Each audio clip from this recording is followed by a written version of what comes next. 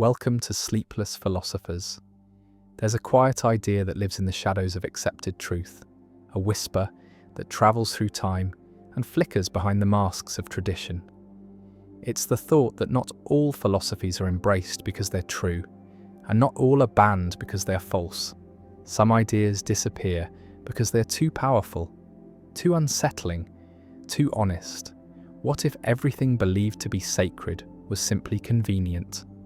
What if history didn't forget these ideas, but buried them? Tonight, we're lighting a candle in that forgotten corner. These are the philosophies they didn't want remembered.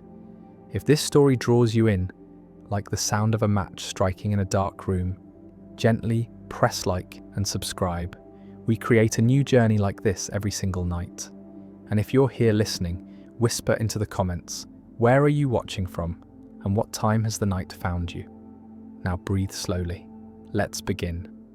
The first banned idea is one of the oldest, Diogenes' contempt for society. In ancient Athens, where Plato taught of ideal forms and noble virtues, Diogenes lived in a barrel. He urinated in public, mocked emperors, and carried a lantern through the streets in broad daylight, claiming to be looking for an honest man. He found none.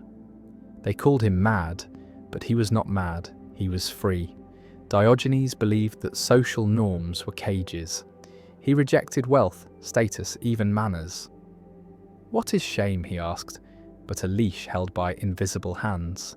He was one of the first cynics, literally. That was the name of the school he inspired, cynicism, from the Greek kynikos, meaning dog-like. He embraced the animal in man, laughed at false politeness, snarled at the hypocrisy of polished philosophers who preached simplicity from their marble homes.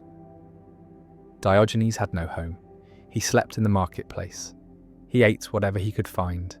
He once plucked a raw onion from the dirt and chewed it slowly in front of Plato's students. When asked what he was doing, he replied, "I am defeating vanity." He once saw a boy drinking water from his hands and immediately threw away his cup. "A child has bested me in simplicity," he said. There's something disturbing about that level of freedom, isn't there? It's not the rejection of comfort, it's the rejection of all illusion. Even today, Diogenes would be arrested, medicated, or ignored, but he might be the only one truly free.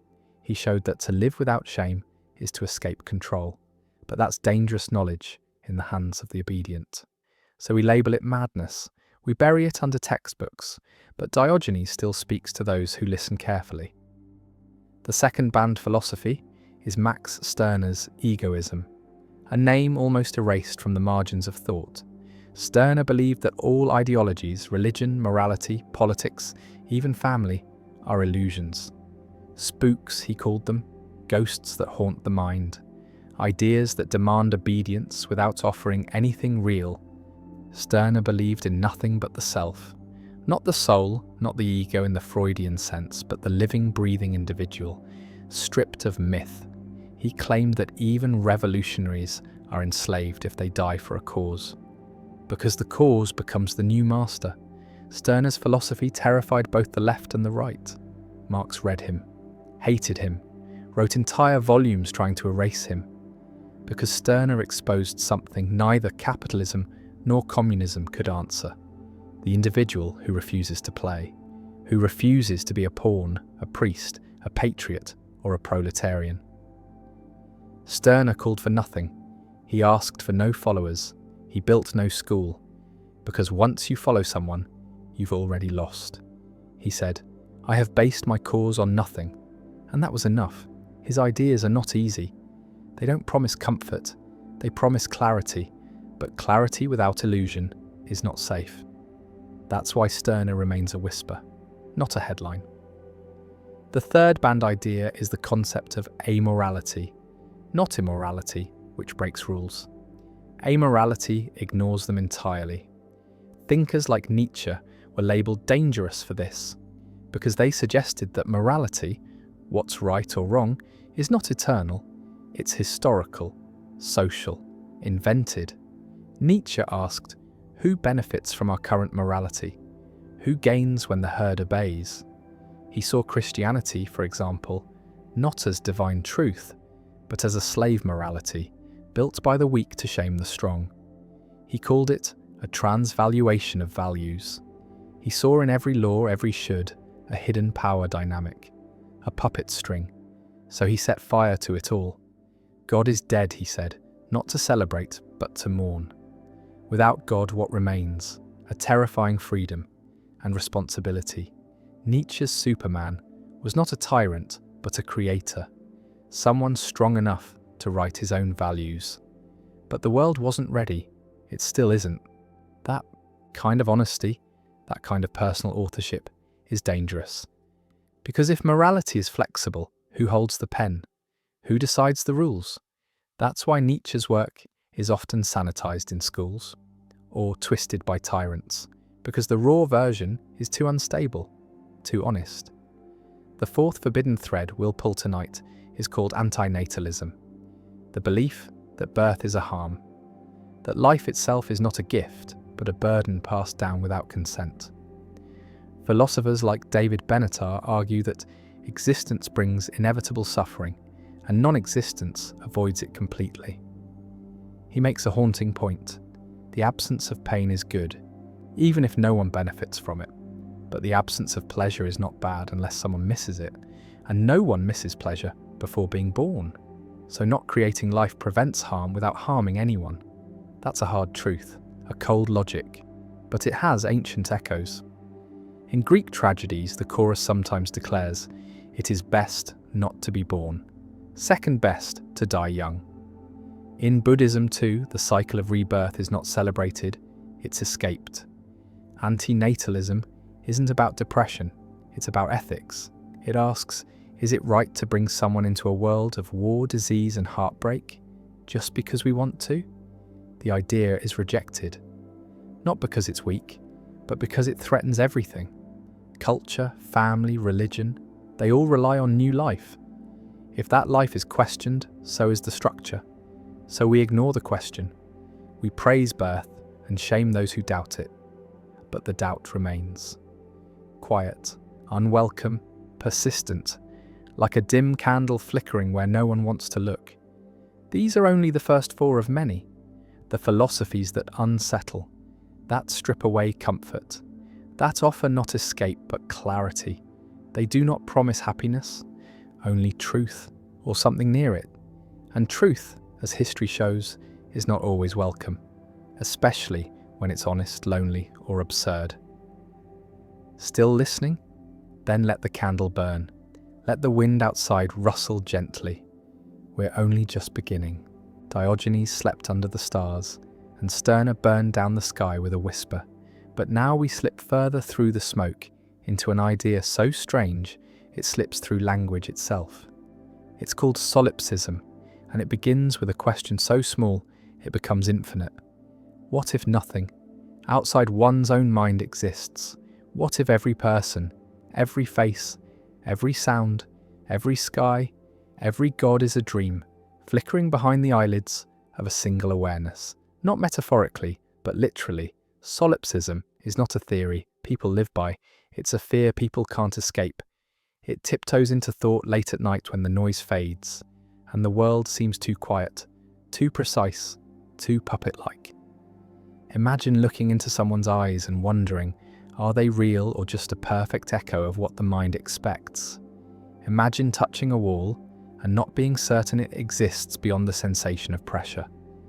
The philosopher René Descartes danced near solipsism when he wrote Cogito ergo sum. I think therefore I am. But that was as far as he dared to go. He anchored truth in the self, but found no reliable bridge to the outside world.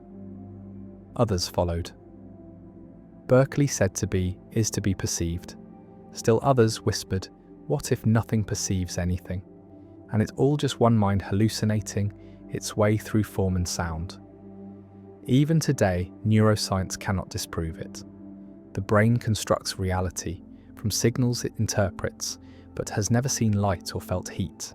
It only processes vibrations, pulses, shadows of shadows. There is no direct experience of the world, only of sensation. So what if those sensations have no origin outside the skull? What if the stranger on the train is a mirror? What if the mirror has no glass? What if the voice telling this story is not a voice at all, but a self speaking to itself softly, forgetting it's alone? Solipsism was never banned officially. It was left behind in the corridors of reason because it offers no escape. It cannot be disproven, only ignored. And that is its power. It doesn't demand belief, it sows doubt. And doubt is more dangerous than denial. It doesn't say you are God, it says you are possibly alone. And if that is true, what does it make of love? Justice, pain, does anything matter if no one else is real? Or does it all matter even more? Because there is no witness but the self. We drift now from that quiet dread to another strange unspoken idea, one that coils around memory like smoke. It's the illusory truth effect, a psychological glitch that fools the mind with softness. Not force. If a lie is repeated often enough, the brain starts to believe it, not because it's convinced, but because it's comfortable. Studies by Hasher, Goldstein and Topino in 1977 proved that familiarity creates credibility even when logic does not. Participants were shown true and false statements over time and judged them as more likely to be true simply because they'd seen them before. Not once, not twice, but repeatedly. This is why propaganda works not by argument but by rhythm. This is how slogans bury themselves in the folds of thought, not because they make sense, but because they feel like home. Repeat a phrase enough, and it sinks like a stone into belief. Red Bull gives you wings, you only use 10% of your brain. Lightning never strikes twice. These are not facts but chants. And chants are stronger than truth, because they bypass reason and go straight to the gut. The trick is familiarity, and familiarity feels safe even when it's false. And the more anxious we are, the more comfort we find in the known, even if the known is toxic. This is why manipulation doesn't need logic, it needs rhythm. This is why people believe the same news headlines they've seen dozens of times, even when they know they're false. The repetition wears down the resistance. It makes the brain relax, and in that relaxation, belief takes root like a weed. The illusory truth effect isn't evil, it's just a mechanism, but it's used for evil, when truth is inconvenient and lies are easy. And the scariest part is this effect does not stop just because someone is aware of it. Even those who know the trick still fall for it, because the brain is not a perfect engine. It's a haunted house, filled with shortcuts, shadows and echoes. This is how memory works, not by accuracy but by fluency. The easier something is to process, the more true it feels, so falsehoods dressed as simplicity. Walk right in and sit down next to real memories, like old friends, and no one asks for ID. In this dream state, the self becomes vulnerable to suggestion, not just from others, but from itself. Whisper a thought often enough, and it becomes reality, even if it was never real. This is how trauma loops. This is how shame festers. This is how people become convinced they are unworthy. Not because it is true, but because they've heard it inside for too long, over and over, like a sad lullaby the brain does. Not distinguish source, it only weighs familiarity, so be careful what is repeated inside and out, because repetition isn't harmless. It's the rhythm of belief, and belief shapes the world. In the image of what we let echo next, we step gently into the Zeigarnik effect. Another cognitive trick, another unfinished note left ringing in the mind. It says this: if something is left incomplete, the brain cannot let it go. Bloomer Zeigarnik first noticed this in waiters who remembered unpaid orders with perfect clarity but forgot completed ones immediately. The brain clings to the unresolved like a toothache. It loops, it stirs, it nags. This is why cliffhangers work, why open-ended conversations haunt sleep, why a half-written message feels louder than silence. The Zeigarnik effect makes humans obsessive, not because they are flawed, but because their minds are wired for closure. And yet life is full of things that do not end neatly. There are conversations never finished, apologies Never said traumas, never resolved, and they sit inside like ticking clocks unsnoozed. This is why some memories resurface decades later, not because they matter more, but because they never got their ending. The loop remained open, the page unturned, and the mind kept reading, even when the story stopped. This effect shapes behavior. It's why people binge watch shows, why they return to toxic relationships, why they finish arguments in the shower a week after they happened. The brain wants to finish what it started, even if it's poison. And marketers know this. They use open loops in ads, headlines, stories that don't answer right away. Your brain leans in, trying to close the gap. Even curiosity is a craving for resolution, not knowledge, but silence. And the effect is powerful but dangerous. It fuels creativity, yes, but also rumination, perfectionism, insomnia. People stay stuck not because they want to, but because their brain will not let go until the loop is closed. And some loops cannot be closed, so they spin and spin and spin. And people call it overthinking, but it's not. It's architecture unfinished and echoing. And the only way out is often not resolution, but ritual naming, the loop, writing it down, mourning the end that never came. The Zeigarnik effect is not about memory.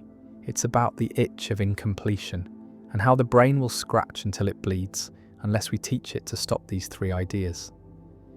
Solipsism, the illusion of truth, and the ache of the unfinished form, a triangle of quiet madness, a mind that cannot trust the world, a world that repeats falsehood until it becomes truth, and a truth that loops forever if left incomplete, and somewhere inside all that is a single flickering light. The awareness watching itself try to make sense of chaos and doing its best, and sometimes that's all there is. There's a darker idea that grows quietly beneath the surface of everything said so far, a psychological trick so small. It often goes unnoticed, but it shapes every relationship, every manipulation, every long con. It's called the foot in the door technique, and it doesn't need force, it only needs patience. It begins with a small request, something harmless, something easy to agree to. Sign this petition, try this free sample.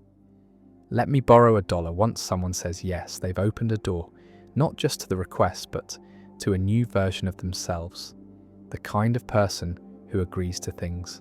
And once that self-image forms, the second request arrives larger, deeper, more costly, and it feels harder to say no because the mind wants to be consistent if someone sees themselves as helpful. Saying no now creates dissonance tension, a rift between who they were a moment ago and who they'd have to be now. To refuse, and most people don't like that rift, so they continue, they nod again, they give more. They step further in, unaware that each yes rewrites who they are. Psychologists Friedman and Fraser tested this in 1966, asking Californians to place a tiny sign in their window, supporting safe driving. Weeks later, they asked the same people to place a massive, ugly billboard on their lawn, and the results were clear. Those who agreed to the first request were far more likely to agree to the second. Why? Because the mind wants to stay true to its story. And the story had begun with, I am the kind of person who supports safety. Once that narrative took root, it grew with each decision, and soon they were standing next to a billboard, wondering why it didn't feel wrong. The foot in the door technique is used everywhere, in politics, in sales, in abusive relationships, in cults, in war. It doesn't need to rush it, only needs to begin with something small, something easy, something forgettable. The moment the target says, yes, they're no longer a target. They're a participant, and participants feel responsible. They feel involved, they feel loyal to the process, even when the process turns ugly, even when the asks become demands and the kindness turns into control. The change happens in increments, slow enough to never trigger alarm, fast enough to take everything. This is how people get pulled into scams, into ideologies, into systems they never would have chosen if offered all at once. The trick is time and identity, and when it's done well, no one even realizes they've changed. But it works the other way too. Ask yourself how often you've agreed to things just because they felt like a continuation, not a decision, staying in a job, staying in a relationship, staying quiet. Because the first yes led to a second, and the second became a staircase that now feels impossible to descend. This is why people wake up years later, confused about how they got somewhere they never intended to go. It wasn't one big choice. It was 1,000 small ones, none of them dangerous, alone, but together, irreversible. And here's the cruelest part. The deeper someone goes, the harder it becomes to leave. Not because they're trapped, but because leaving means admitting they were manipulated. And that's a bitter pill, so they stay and rationalize and participate even more to protect the story they told themselves. At the beginning, this is how obedience sustains itself, not through fear, but through narrative. Now layer onto that the door in the face technique, a sibling of the foot in the door, but with reversed mechanics. Instead of starting small, it starts outrageously, too much too soon, knowing it will be rejected. And that rejection sets the stage for the real goal. A second request smaller, more reasonable by comparison. And suddenly the target feels relief. Instead of resistance, they feel like they've compromised. They feel like they've asserted control. When in truth, they've been maneuvered into the outcome the manipulator wanted all along. Ask for $1,000, then settle for 100. The 100 feels like a favor. Even though it's still theft, politicians use this endlessly, propose an extreme policy, then backtrack slightly, and the compromise feels humane. Marketers do it too, price a product absurdly high, then offer a discount, and the buyer feels clever, even though they were never meant to pay full price in the first place. This technique preys on contrast, on emotional recoil. The shock of the first offer dulls the senses, so the second feels like safety, but safety is relative, and relativity is easy to exploit. And in relationships, this tactic becomes chilling. Ask for too much knowing it will be denied, then scale down to a demand that still breaks boundaries but feels fairer by comparison. Over time, this warps reality because the scale keeps moving. What once felt extreme now feels normal, and the next extreme becomes the new anchor, and no one sees the trick because it was wrapped in politeness, in apology, in the illusion of compromise. Both techniques, foot in the door and door in the face, are not evil on their own. They are tools, but in the hands of those seeking control. They become invisible prisons, and we build the bars ourselves, with each yes and each relief driven. No, that wasn't really no at all. It was the setup, and both techniques rely on the same flaw. The belief that we are consistent, rational agents, that we make choices based on logic, not on momentum or contrast or self-image, but we don't. We follow emotional grooves. We protect our identity more than our interests, and we fear being seen as inconsistent more than being hurt. And this is why those who understand these tricks hold so much power, not because they're smarter, but because they've studied the friction, points the places where the mind slips and stumbles and accepts. Now imagine someone using both at once, first a ridiculous demand, which is declined, then a small ask, which is accepted. Then the small ask becomes the foundation for the next larger one. And before long, the person is nodding to things they never thought they'd agree to. This is not theory. This is how cults work, how grooming works, how propaganda works. It's a dance, and the steps are always the same. Exaggerate, retreat, gain agreement, then expand again, repeat until compliance feels like choice. And choice feels like loyalty, and loyalty becomes identity.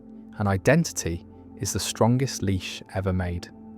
This is why resistance must begin early, not when the chain is visible, but when the first thread is offered, politely, smiling, dressed as reason, because once the thread wraps around the wrist, it starts to pull, and soon the hand is moving, not from decision, but from conditioning. And that is not freedom, that is choreography hidden in agreement. And every dancer believes they're moving by choice, even as the music guides each step. And this is not pessimism. This is not paranoia. This is history and psychology and human nature laid bare. And it does not mean we must be afraid, but it does mean we must be awake, Because consent without awareness is not consent, it's choreography, and the stage has already been set. And if the foot in the door technique builds loyalty through small steps, and the door in the face trick creates surrender through relief, then what follows is even quieter, even more invisible. It doesn't rely on manipulation or negotiation. It uses a flaw baked deep into the human brain. The flaw is this: we believe things more when we hear them often, even if they're false, even if we know they're false. This is the illusory truth effect again, but turned inward, turned against memory itself. The more times a thought repeats, the more real it feels, and it doesn't matter where it came from. A lie heard 1,000 times becomes softer than the truth heard once, and the brain doesn't store facts, it stores feelings. It stores familiarity. So even the absurd, even the dangerous, starts to feel safe when echoed often enough. This is why propaganda doesn't need facts, it needs rhythm. This is why abusive voices inside a person's head become beliefs not because they're accurate, but because they're repeated enough to become furniture in the room. The brain hates conflict, it wants harmony. And harmony is easiest when everything agrees. So it slowly edits perception to match the pattern it hears. Most often, this is why people stay in toxic cycles, not because they like pain, but because they've been told pain is normal, and the repetition of that lie has become a song they dance to, even in silence. This is how cults sustain themselves. This is how systems indoctrinate. This is how a single false idea becomes a foundation, not through logic, but through noise. And even the smartest minds fall for this because intelligence doesn't protect against pattern recognition errors. In fact, the more clever the person, the better they are at justifying the lie once it's taken root. Now imagine this effect combined with guilt, a weapon used not with force but with silence, with implication, with sighs and half-finished sentences. Guilt tripping is not about truth. It's about control disguised as care. It works by making someone feel responsible for another's emotions. If you don't do this, I'll be hurt. If you really loved me, you would. If you were a good person, you'd understand. And suddenly a boundary becomes an offense and autonomy becomes betrayal. The target of the guilt trip begins to perform, not out of choice, but to relieve the weight placed on their back. And the most dangerous part is it feels like love. It feels like duty, it feels like goodness, but it's not. It's compliance wearing empathy as a mask. Guilt is sticky, it lingers, it coils around decisions and distorts them. So even when someone says no, they feel wrong, not empowered, and the manipulator never needs to raise their voice. All they need is disappointment, framed as sadness and the weight of expectation. Does the rest over time. This creates a reflex. The need to avoid guilt becomes stronger than the need to honor truth, and the person becomes easier to guide, easier to drain, easier to trap. This is how families manipulate, how lovers control, how bosses exploit. It's not about screaming, it's about sighing. It's about reminding someone of everything you've done for them. It's about rewriting the ledger of kindness to include debts that were never agreed upon. And now guilt becomes memory, and memory becomes law, and the person bends, not because they were wrong, but because they couldn't bear to be seen as unkind. And that fear is deeper than logic, and it doesn't end there because guilt creates a cycle. The more someone gives in, the more they feel they must continue to give in, or else everything they've done so far becomes wasted. And that's another trap. The sunk cost fallacy, a bias that convinces people to continue investing in a bad situation because they've already invested so much time, energy, love, money, effort, whatever it is they feel. They can't walk away now because walking away would mean everything. Before was for nothing, and the idea of nothing is too painful. So they stay and dig deeper and call it loyalty, but it's not loyalty. It's momentum, mixed with fear, mixed with regret, masked as devotion. And no one wants to admit they were fooled, so they double down and call it growth. And when guilt is layered with this, it becomes a fortress. Every exit feels like betrayal. Every refusal feels like cruelty. Every act of independence feels like abandonment. And the manipulator doesn't need to build the prison because the target builds it themselves and calls it moral obligation. And now imagine all of this wrapped in triangulation. Another tactic, another layer of fog, where the manipulator brings in a third person to control the dynamic. They don't confront, they triangulate. They say, she agrees with me, he thinks the same. Everyone says so, and suddenly the target feels outnumbered, even when it's just one person's voice bouncing off imagined walls. Triangulation creates pressure, not with volume, but with illusion. It isolates without isolation. It builds paranoia by suggestion. It poisons connection by forcing the target to question who is really on their side. And often the third party doesn't even know they're being used. They're just a name, a glance, a silence implied as judgment. And now the target not only feels wrong, but feels alone. They doubt their instincts. They seek validation and find none. And the manipulator offers rescue from a threat they themselves created. This is control through confusion, and the confused become compliant because clarity requires energy. And when someone is tired, confused, ashamed and guilty, they don't rebel. They apologize. They accommodate. They fold. And over time, the identity erodes. And what remains is a person who performs not to be loved, but to avoid harm. And they forget where the performance ends and the self begins, and all of this can happen without a single raised voice, without a single command, just echoes, guilt, repetition, isolation, implication, and the mind fills in the rest and believes it was its own idea. This is the architecture of soft control, and it is everywhere in politics, in religion, in relationships, in childhood, in media. It is not rare. It is normal, and that's what makes it terrifying. And still the candle burns, still the story continues, because knowing these things is not defeat, it's the beginning of sight. And sight is the first step out of the fog, and there is always a way out. Even if it begins with doubt, and doubt is holy. It's the mind saying, this doesn't feel right, and that feeling matters. And even if no one believes it, even if it's whispered alone in the dark, it still matters. It still counts. It still burns. And when the fog of manipulation grows thick and the echoes of guilt and illusion become indistinguishable from one's own thoughts, the next trap appears not from others, but from within. It is the trap of learned helplessness. A phrase soft and clinical, but the feeling it describes is anything but. In the 1960s, psychologists Martin Seligman and Stephen Meyer conducted an experiment with dogs. They were placed in harnesses and given mild shocks with no way to escape, then later moved to a new environment where escape was possible. Just a small jump over a low barrier. But the dogs didn't jump, they didn't even try. They had learned in the first phase that nothing they did made a difference. So in the second phase, even when freedom was right there, they lay down and whimpered, accepting pain they could avoid. This experiment has haunted psychology ever since, because it revealed something quietly devastating, that beings can be trained to give up, even when they are no longer trapped. And the same applies to humans. People stuck in abusive relationships, toxic workplaces, oppressive systems over time, may stop trying to leave, not because they want to stay, but because their effort was once ignored, punished, or mocked. And so their mind makes a new rule. Escape is impossible, and that belief becomes stronger than any logic.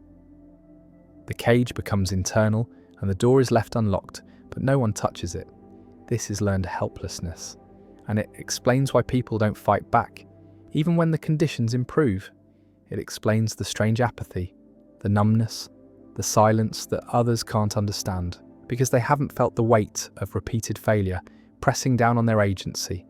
It's not laziness, it's not weakness, it's history embedded in the nervous system.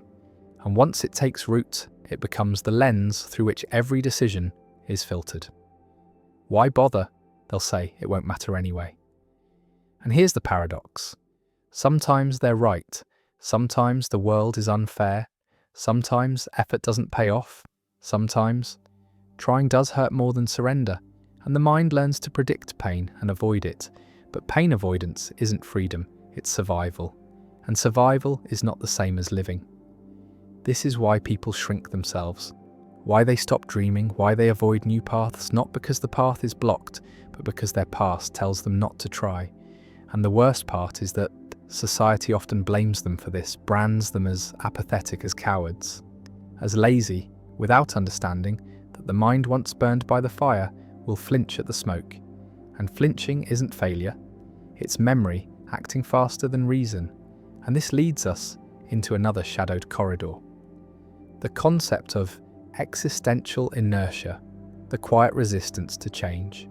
Even when change is better, even when it's desired, because inertia is not about fear alone, it's about identity friction. The part of the self that has adjusted to dysfunction so deeply that function feels unfamiliar. Healthy choices feel foreign, kind gestures feel suspicious, safety feels boring, and chaos feels like home. Because that's where the nervous system was trained, that's where the patterns were set. It's not that someone wants to stay in pain, it's that their compass points there automatically, and new directions feel disorienting. This is why healing can feel like dying, because the old self has to dissolve, and that self has weight, even if it's made of wounds, even if it's built on trauma. It's still familiar, and the brain clings to the familiar, even when it's poisonous, because the unknown is a threat, even when it's good. And so people stall in front of possibility, not because they lack desire, but because their emotional gravity pulls them back toward what they know. And this is not irrational, it's human, but it's also the beginning of the slow death of the self. The one that happens in quiet apartments, under fluorescent lights, behind polite smiles at dinner tables. The death that leaves the body walking, but the will gone.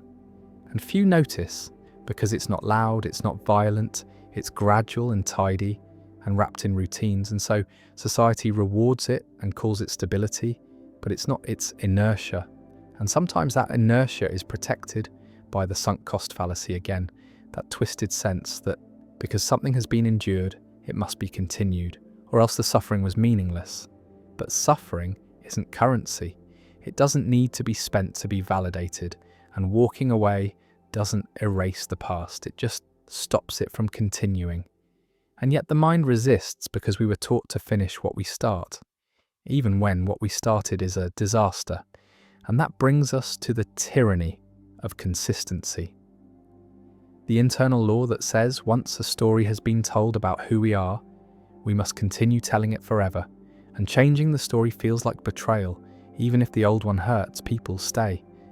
Married not out of love, but because they once said they would. People stay in jobs they hate, because they studied for them. People cling to beliefs, because they said them out loud. And pride makes the edit feel like failure. But it's not, it's growth. And growth is messy, inconsistent, embarrassing. Sometimes it looks like quitting, sometimes it looks like hypocrisy, but it's not. It's the courage to say, I was wrong, or I changed, or this no longer fits me. And that kind of honesty terrifies people more than violence, because it means identities are not fixed. And if identity is fluid, then what are we holding on to, and what can we judge, and what anchors us in the storm? But identity was never meant to be fixed. It was meant to evolve. And those who understand this move through life with a strange freedom, the freedom to begin again, to start over, to shift direction without shame.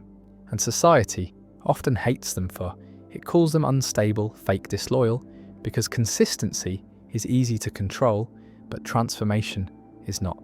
And this is why rebirth is always met with resistance. Not from the world, but from within. The ego wants to survive. And rebirth means death not of the body, but of the image. And images are powerful. We defend them, we polish them, we perform them even when they imprison us. But in the quiet moments, in the sleepless hours when performance fades and the self whispers what it truly wants, that is the moment that matters. And it often comes not as a scream, but as a sigh, a quiet, maybe a what if. And that is where the story turns. Not with a bang, but with a breath. And the question becomes, am I willing to disappoint the image to become something real.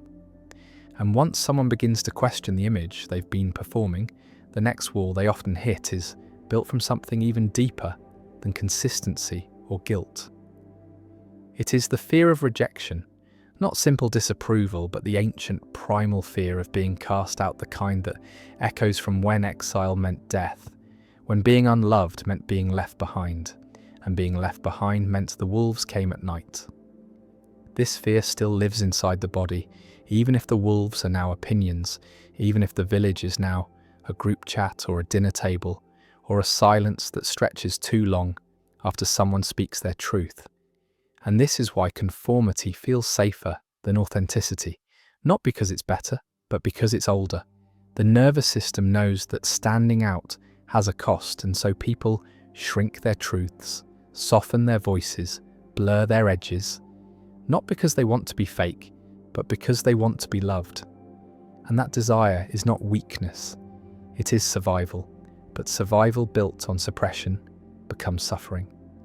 And the more someone hides, the more invisible they become, until one day they wake up and realize they are loved for a version of themselves that does not exist, and that is a quiet kind of grief, a daily haunting, a sense that even the affection they receive cannot reach them because it's not really for them, it's for the mask, and the mask gets heavier each time it's rewarded, each compliment, each nod, each round of applause. It all presses deeper until the real self starts to wonder if it's even worth showing up anymore. This is where dissociation begins, where people live from the outside and not the inside out, and that reversal creates a life that feels successful, but hollow, admired, but lonely, connected, but not seen.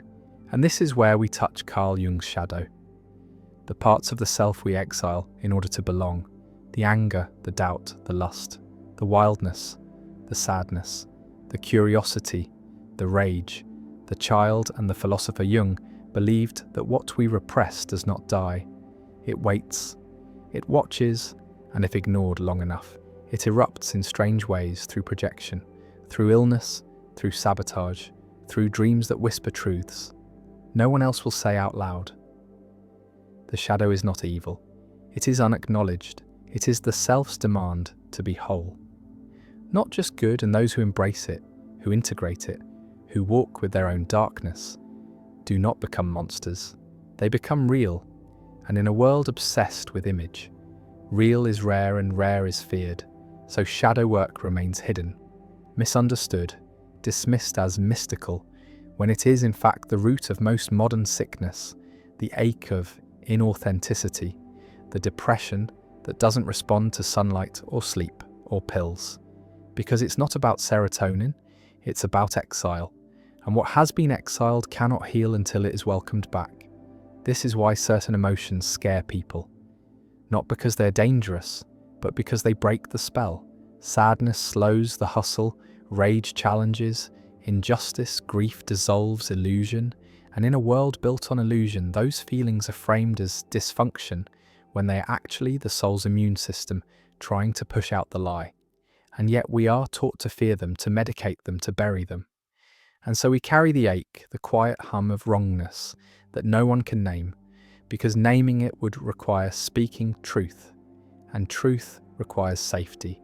And safety is not always found in families or schools or churches or institutions that reward obedience over honesty. And so people grow up fluent in pretending, fluent in smiling, fluent in saying I'm fine, fluent in talking about everything except what matters. And then they wonder why intimacy feels impossible, why no one really knows them, why they don't even know themselves. But how can they when knowing requires revealing, and revealing requires risk? And the body remembers every time that risk was punished, every time a truth was mocked or punished or met with silence. And so the self retreats, not because it is weak, but because it has learned that truth is dangerous, and that lesson is carried not just mentally, but somatically, in tight shoulders, clenched jaws, chronic fatigue, anxiety that doesn't respond to logic, because it's not logical, it's protective. The body armors against memory, even when memory is buried, and that armor becomes identity. I'm just shy, I'm just tired, I'm just not good with people. But underneath all that is a voice, saying, I wasn't always like this, and that voice is the beginning of healing. It's the spark that says, maybe I'm not broken, maybe I adapted, and if I adapted, then I can change. But change means facing everything that was avoided, and that's not a mindset, it's a process. And the process is not pretty. It involves grief for the years, lost for the masks worn, for the words never said. It involves anger at the systems that taught you to shrink. It involves forgiveness that is not about letting others off the hook, but about releasing yourself from the story that kept you frozen. It involves learning how to be seen again, slowly, awkwardly, fully. And it's terrifying because once the mask drops, some people will leave. And that's the cost of truth. But the ones who stay see you really see you. And that is worth the burn, because intimacy without performance is the rarest thing in the world. And it begins with choosing truth over comfort. And that choice must be made again and again, because the world will try to pull you back into the dance, into the script, into the smallness. And every time you choose, otherwise you rewrite your nervous system, not by thought alone, but by action, by breath, by presence, by saying, this is me, and watching what happens next. And that's where power lives. Not in control, not in dominance, but in visibility, in the quiet, radical act of not hiding. And that kind of presence changes rooms, shifts dynamics, burns away manipulation, because manipulators rely on your confusion, and truth is clarifying. They rely on your shame, and truth is liberating. They rely on your performance, and truth refuses to act, and that refusal is not aggression, it's sovereignty. And sovereignty is soft. It doesn't need to explain or justify or prove. It just is like a mountain, like the moon, like the flames still burning in the dark of this room, whispering you were never meant to disappear. And often when someone at last begins to live by truth, they meet resistance, not from strangers, but from the voices they once trusted. Those voices speak louder than any external critic because they carry history, memory, duty, shame, love, betrayal, all wrapped in soft echoes. The first line of resistance is this: you're being dramatic, you're overthinking it, you're exaggerating, and these words land like gentle taps, but over time become soft hammers that reshape perception. And the trick is subtle repetition. Again, the same rhythm we've spoken of before. The echo inside telling someone they're too sensitive, too intense, too flawed, justifies shutting down, even as it kills the interior life. This is gaslighting's cousin, the gentle version, the inside version, the version that says trust this voice, because it's always been here. But remember, that voice was shaped by fear, not clarity, and its loyalty is not to your becoming, but to your history. When truth starts to shift, the familiar voice rises to protect the known comfort, even if it traps the self. And this is the battleground of awakening, where the old self fights to survive, disguised as reason, stability, identity, all of it shouting, don't change, don't rock the boat, don't lose what's left. So many give in here, they resign before the war's over, they flag surrender, and fold back into the scripts they memorized as children, because familiarity hurts less than uncertainty. And that is the paradox of freedom. Freedom demands risk, and risk feels like danger. So many stay quietly captive, pretending not to hear the stirrings in the dark, pretending that the voice asking for more is a trick of fatigue or stress or selfishness, because to follow it might mean losing love, losing respect, losing the parts of the world that recognize you. And losing recognition is terrifying, because from birth we learn our worth from reflection. And when mirrors break, we see ourselves for the first time.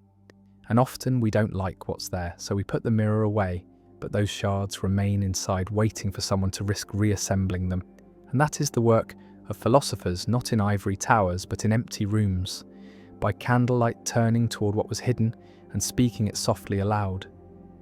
Even when the world demands silence, Socrates drank hemlock, not because he was strong, but because he knew his voice would become poison to the powerful. and knowing that death would stifle a liar. But truth lives in stories, and stories cannot die easily, so we tell them again and again in whispers, in dark hours, in notebooks stained by late-night tears, because stories rewrite the soul, and to tell a forbidden story is a small revolution inside the heart. And those revolutions are the ones that change worlds, slowly, quietly, invisibly, like roots beneath stone. What I'm saying is that the path beyond is not one clear gate, but a series of crossings, each one asking, what is real enough? What is honest enough? What is brave enough to survive the daily cost? And sometimes the cost is loneliness. Sometimes it is loss, sometimes it is betrayal. But the greater cost is living dimly, unlived in authentic understudy of life. When truth calls, we must decide whether to answer or retreat. And the call itself is sacred, because inside it is the self-resurrecting.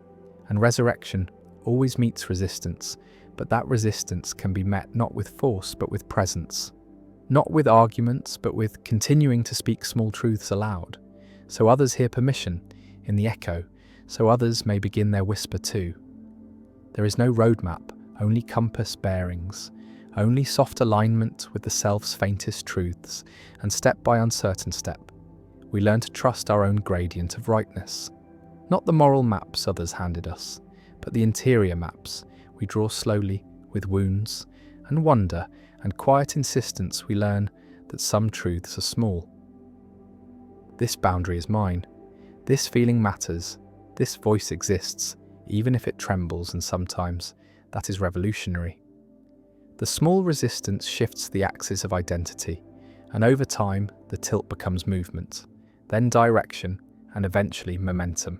And momentum unlearns fear, not all at once, not perfectly, but gradually, steadily, until the interior prison doors rattle, and one by one they open, and outside is not chaos, but air, new sound, new light, new values, sometimes borrowed, sometimes birthed, and walking into it is not grand, it is awkward, it is fumbling, it is trying and failing, and trying again, and others may not recognize the new shape. So one must stand even when unseen, even when misunderstood, because truth does not require applause, it only asks witness, and the most radical thing one can do in the dark is to be visible, not perfect, not loud, not sure, but present. And in that presence, the truth of one life becomes a resonance that reverberates beyond itself, and eventually the buried philosophies, the banned ideas live again. They echo softly in new minds. They unsettle the scripts in new souls.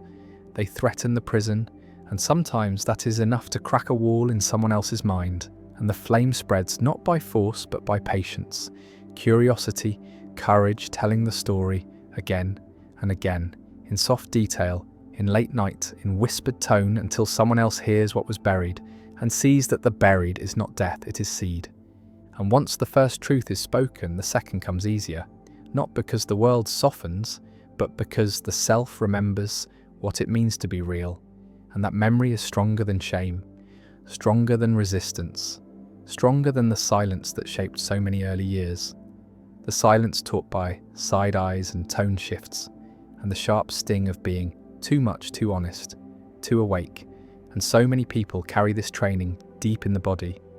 They walk through life, translating themselves, editing before they speak, playing out conversations, in advance trying to predict which version of their voice will hurt the least. And that calculus becomes second nature. And over time, nature itself feels foreign, like joy, without guilt or desire, without shame or grief, without apology. And when those feelings arrive raw and unsanitized, the body flinches, unsure if it's allowed, unsure if it will be punished. And this is not paranoia, it's adaptation, because in many environments, authenticity is a threat, a mirror that reflects what others are avoiding. And mirrors get broken, not because they lie, but because they show too much. And that is the curse of the awake, to carry clarity in a world that rewards numbness, and to feel the tension between honesty and harmony, because sometimes truth fractures comfort, and many are addicted to comfort, even when it rots them from the inside. And so they will fight to protect the lie, not because they love the lie, but because the truth would require change. And change is grief, even good change, even necessary change, because it involves death, the death of an illusion, the death of a mask, the death of the story that allowed someone to cope. And without that story, the void arrives. The silence, the space between identities, and that space feels like failure. But it's not, it's foundationlessness, and foundationlessness is the beginning of real ground, not inherited, not borrowed, but chosen, and that choosing is sacred and terrifying because it makes us responsible for who we become. And responsibility is freedom's shadow. It looks noble, but it feels heavy, and many run from it because blame is easier than agency. And that is the next trap after awakening, the trap of avoiding responsibility for what comes next. Because the past was unfair, because the damage wasn't your fault, because the world didn't give you the tools.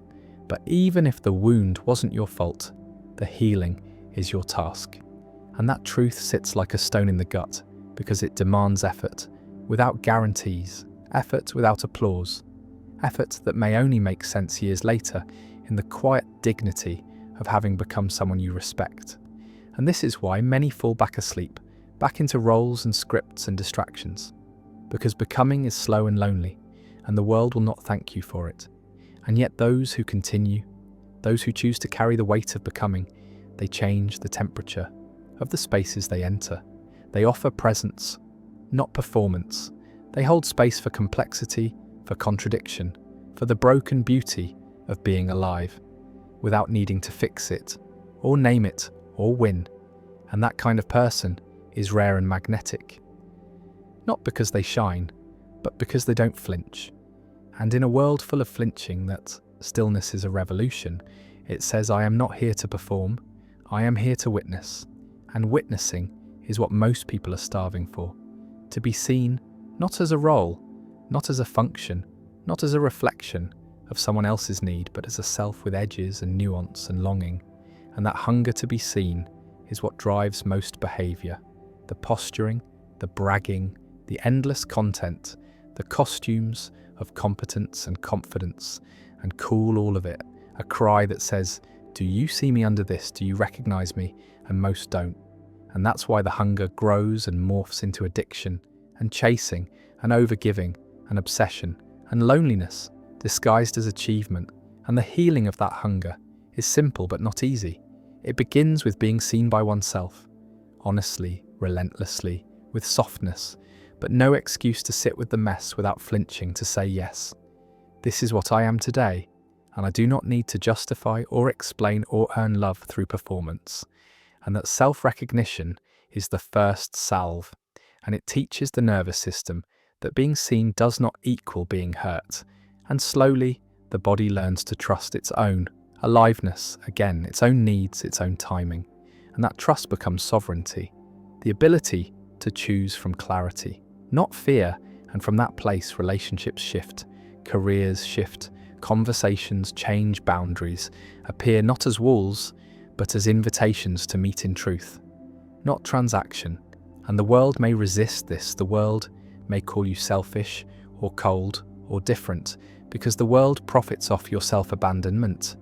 But you will know the difference between guilt and growth, between compromise and self-erasure, between silence that heals and silence that hides. And that knowing is freedom, not loud, not dramatic, but cellular. It shows up in how you breathe, how you listen, how you rest, how you say no, how you stop explaining yourself, how you start living from the inside out.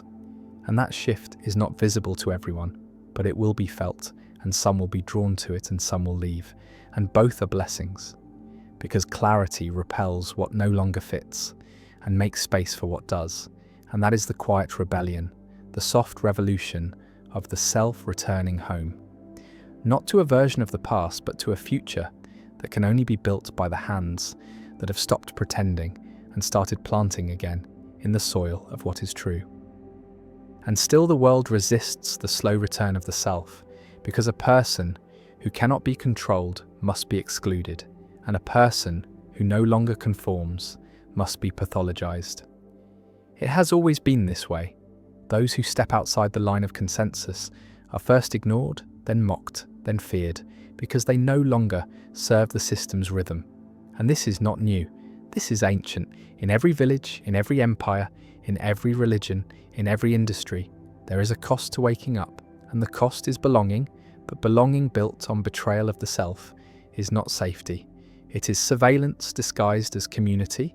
It is loyalty demanded not through love, but through compliance, and so many live their entire lives inside this lie, performing the acceptable version of themselves in exchange for approval that never truly satisfies, and still they keep reaching, not because they're vain, but because they were told that love must be earned and the currency is conformity.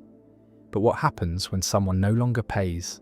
What happens when someone stops explaining, stops apologizing, stops shrinking, and just exists in their full contradiction, in their wildness, in their softness, in their sharpness?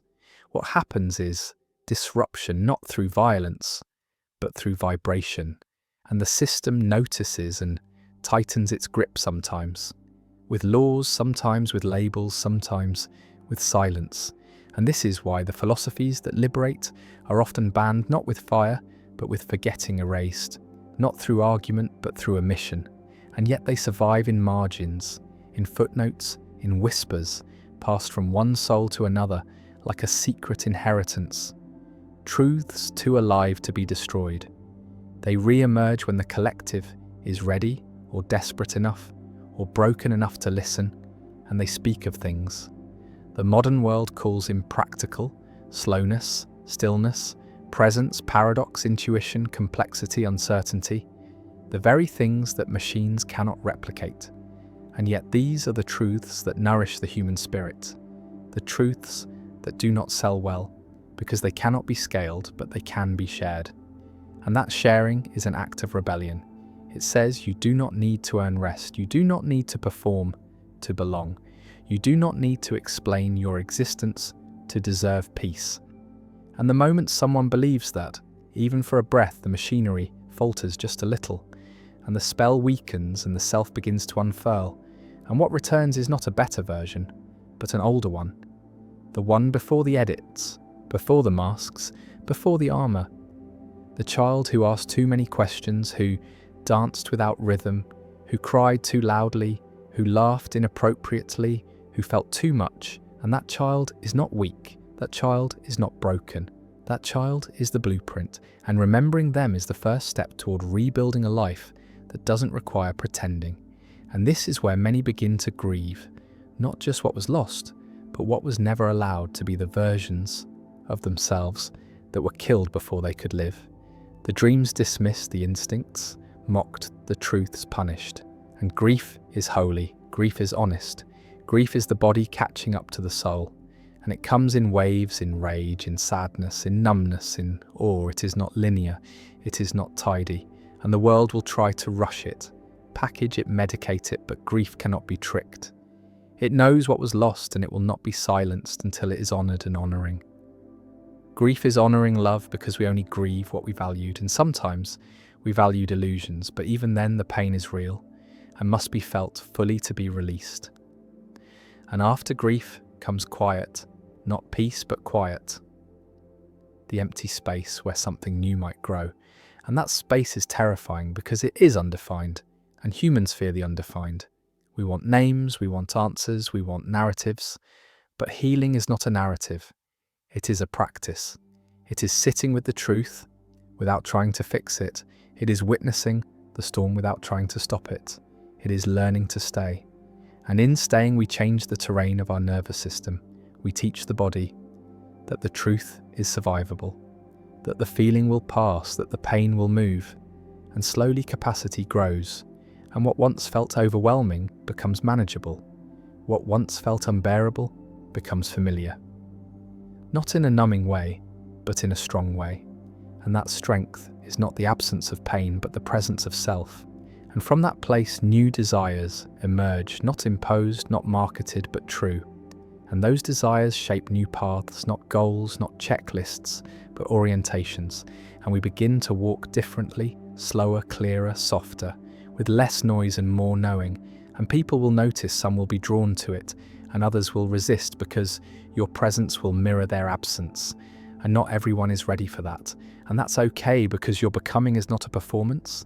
It is a return, and returns are sacred, even if they are lonely, even if they are misunderstood, even if they make no sense on paper. And the deeper you go, the more you will see how many truths were buried, how many parts were silenced, how many voices you inherited that were never yours. And you will begin to let them go, not with violence, but with breath, one at a time. And what remains is not a perfected self, but an honest one. And honesty is magnetic, not because it pleases, but because it resonates. And resonance builds reality, not through force, but through frequency. And when enough people live in resonance, the world begins to shift, not in spectacle, but in subtlety. And the cracks become light, and the silence becomes music, and the machine begins to stall, and something ancient returns. Not old, but eternal. And as that eternal thread begins to shimmer again, in the cracks of the false world, another forgotten truth stirs quietly beneath the surface. The truth that much of what is called civilization is not a triumph, but a compromise. Not a rise, but a retreat from wildness, from intuition, from the body, from the rhythms of the earth. And this retreat has cost us more than time. It has cost us inner clarity. It has cost us the map that once lived in the bones long before it was written in books, long before it was turned into systems and hierarchies and scripts. The body knew when to move, when to rest, when to grieve, when to celebrate. And now it obeys clocks and apps and alarms and rules made by minds severed from soul. And the soul does not keep time. The soul keeps presence, and presence is what most people have lost. Not because they're careless, but because they've been conditioned to be everywhere. But here their thoughts pulled into futures.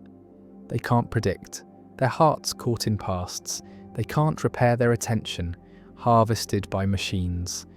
Their silence interrupted by pings and pulses. And the body begins to forget how to just be. And this forgetting is framed as progress.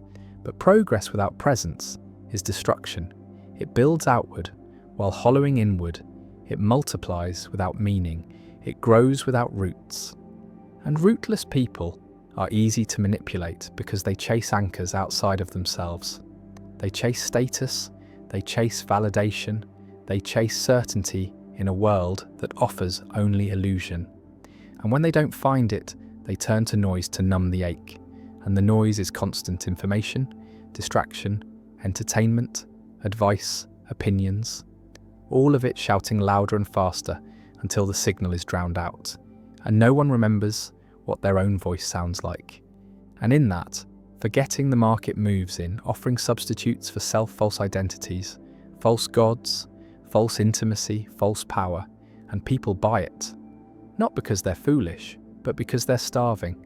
And in starvation, the mind confuses poison for nourishment, and then becomes dependent on the poison, and calls it normal, and builds a life around it, and teaches children to do the same.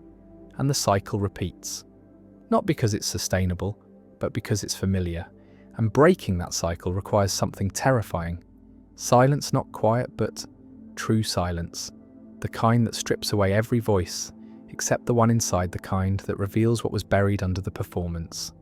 The kind that shows you who you became just to survive, and asks you who you might be if survival was no longer your only goal. And in that moment, many freeze because they realize they don't know. They never knew. They were too busy adapting, too busy earning, too busy surviving to ask, what do I love? What do I need? What do I believe? And these questions sit like forgotten books on a dusty shelf, waiting for someone to pick them up and begin again, slowly, awkwardly, honestly. And that honesty is what begins to reweave the thread between mind and body, between thought and breath, between action and truth. And that thread is not loud, it is not glamorous, it is not viral, it is sacred, it is still, it is slow, it is the root system of becoming.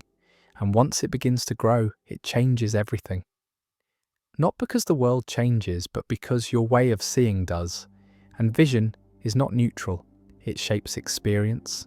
It determines what is noticed, what is valued, what is rejected, what is possible. And most people do not see. They project, they react, they defend, they interpret, but they do not see, because seeing requires presence, and presence requires peace. And peace is rare in a world designed for agitation, and this is why people are drawn to those who carry peace. Not perform it, but carry it, those who can sit in silence without needing to fill it, those who can witness without judging, those who can hold space for contradiction without collapse. And this presence is not mystical. It is trained, it is chosen, it is returned to again and again, after each distraction, after each wound, after each forgetting. And that return is the practice not toward perfection, but toward wholeness. And wholeness is not about fixing what is broken, it is about including what was exiled. And in that inclusion, the self begins to bloom. Not as an idea, not as a brand, but as a living truth changing moment by moment, unapologetically. And those who fear change will try to stop this blooming. They will call it a phase, a rebellion, a crisis, a betrayal, because blooming breaks their illusion too. And not everyone wants to wake up. Not everyone wants to remember. Not everyone is ready. And that's okay, because awakening is not conversion. It is invitation. And every invitation can be accepted or declined without coercion. And that freedom is what makes it sacred. It says, I am here, I am becoming, and I do not need you to join me for me to continue. And in that detachment, real love becomes possible, because love without attachment is not indifference, it is presence. And presence sees clearly without needing to own or fix or change. And that kind of love is rare because it requires deep inner safety. And inner safety is not built through power or praise. It is built through honesty, through boundaries, through the slow healing of the nervous system, through the decision to stop abandoning oneself. And that decision must be made daily, sometimes hourly, sometimes in the middle of a crowded room where everything screams conform. And you must whisper, no, I am staying with myself. And that whisper becomes a song, and that song becomes a home. And that home becomes a light. And that light becomes a guide, not just for you, but for others who are still lost in the noise. And so the story continues, not with fanfare, but with footsteps soft, steady, sovereign, one breath at a time, back to the root and back to the rhythm, back to the truth. And what begins to emerge once the truth is no longer resisted is not clarity, like a bright light, but clarity, like mist parting, slowly revealing only what is next, what is necessary. Not the whole path, just the next breath, the next truth, the next no or yes or silence. And this slowness is holy because it interrupts the myth of urgency, the myth that says everything must be figured out. Now that you must know who you are and what you want and how to get there all at once. But the self is not a product, it is a process, and processes require time. And time is the one thing the modern world does not want you to have. Not real time, not sacred time, only scheduled time, optimized time, monetized time. But sacred time is where the soul speaks, and the soul does not shout, it waits. And in waiting, it reveals that much of what you thought was yours was given to you by fear and called identity. And so the process begins again, the slow sifting, the tender burning, the letting go of labels and dreams and roles that once felt like salvation and now feel like cages. And this is not a crisis, it is a shedding, it is a molting, it is the natural grief that comes when a season ends and you realize you outgrew the life that once fit, and you do not need to hate that life to leave it. You can bless it for what it gave you, for how it held you, for how it carried you to the edge of this moment where you now must leap. And leaping is not dramatic, it is not always visible, it is internal. It is the moment you decide to stop pretending, to stop explaining, to stop negotiating with your own knowing, and just begin again. And beginning again is vulnerable because it requires being a beginner. And beginners are messy. They stumble, they doubt, they need help. And the ego hates this. It wants to be right. It wants to be competent. It wants to be certain, but the soul does not care about certainty. It cares about truth. And truth is often inconvenient, often ugly, often confusing, but always liberating. And so you begin again, and the world might not notice. And that is the point, because this work is not for applause. It is for alignment. It is the quiet return to self again and again in the face of distraction and despair and temptation to numb. And every time you return, you deepen your root. And deep roots do not fear the wind. They do not cling to the past. They do not reach for validation. They just hold. They just stay. And in staying, they grow. And in growing, they nourish everything they touch. And this is how change really happens. Not through revolution, but through rooting. Not through spectacle, but through presence. Not through power, but through peace. And peace is not passive. It is a fierce commitment to clarity, to living aligned, even when no one else is, even when it costs, even when it hurts, because that hurt is sacred. It is the pain of realignment. It is the ache of truth, moving through places where lies used to live. And those lies were not your fault, they were your shield. And shields are heavy, and laying them down will feel like exposure. And exposure will feel like danger, but it is not. It is freedom. It is your nervous system. Learning that honesty does not mean harm. That being seen does not mean being shamed. That taking up space does not mean taking away from others. And this unlearning is the work not glamorous, not shareable, not even understandable to those who have not begun, but it is the most important work because it touches everything. It touches how you love, how you work, how you rest, how you speak, how you move through the world, and slowly the world begins to respond. Not all at once, not with miracles, but with mirrors, mirrors that reflect your truth back to you in ways you never imagined. And some of those mirrors will be harsh. They will show you where you still hide, where you still bend, where you still betray. And that seeing will hurt, but it is not punishment. It is precision. It is the scalpel of truth, cutting through the scar tissue of survival. And what is revealed beneath is not weakness, but softness. And softness is not fragility. It is strength without armor. It is power without violence. It is the ability to feel deeply without drowning. And that is what this path returns you to again and again. The ability to feel without flinching, to see without running, to know without needing to explain. And eventually this becomes your center. Not an idea, not a philosophy, but a lived experience. And from that center, you begin to shape reality, not forcefully, not perfectly, but intentionally. And intention changes everything. It changes how you listen, how you touch, how you choose, and the world will feel this shift even if it cannot name it, because presence is magnetic, not because it demands, but because it allows, and that allowing creates space for others to return to themselves, to question their roles too. Soften their shields, and this is the secret of true influence. It is not persuasion, it is presence. It is not strategy, it is sovereignty. And sovereignty cannot be given, it must be claimed, it must be chosen over and over, in moments that feel small, but are actually sacred moments. Like saying no without apology, like resting without guilt, like grieving without rushing, like loving without attachment, like speaking without shrinking. And each of these moments is a thread in the tapestry of your becoming.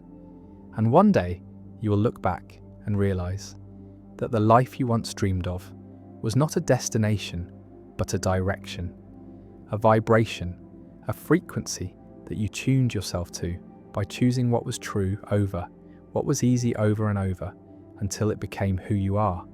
And that is not enlightenment, that is embodiment, not perfection, but presence, not escape, but return. And in that return, you remember not who you were, but who you always have been, beneath the noise, beneath the masks, beneath the pain, a soul unfolding in time. And still the mind returns to the question, what now? What does it mean to live from this place? To build not from programming, but from presence, to choose not from fear, but from fullness. And the answer is not immediate. It is not a list. It is not a plan.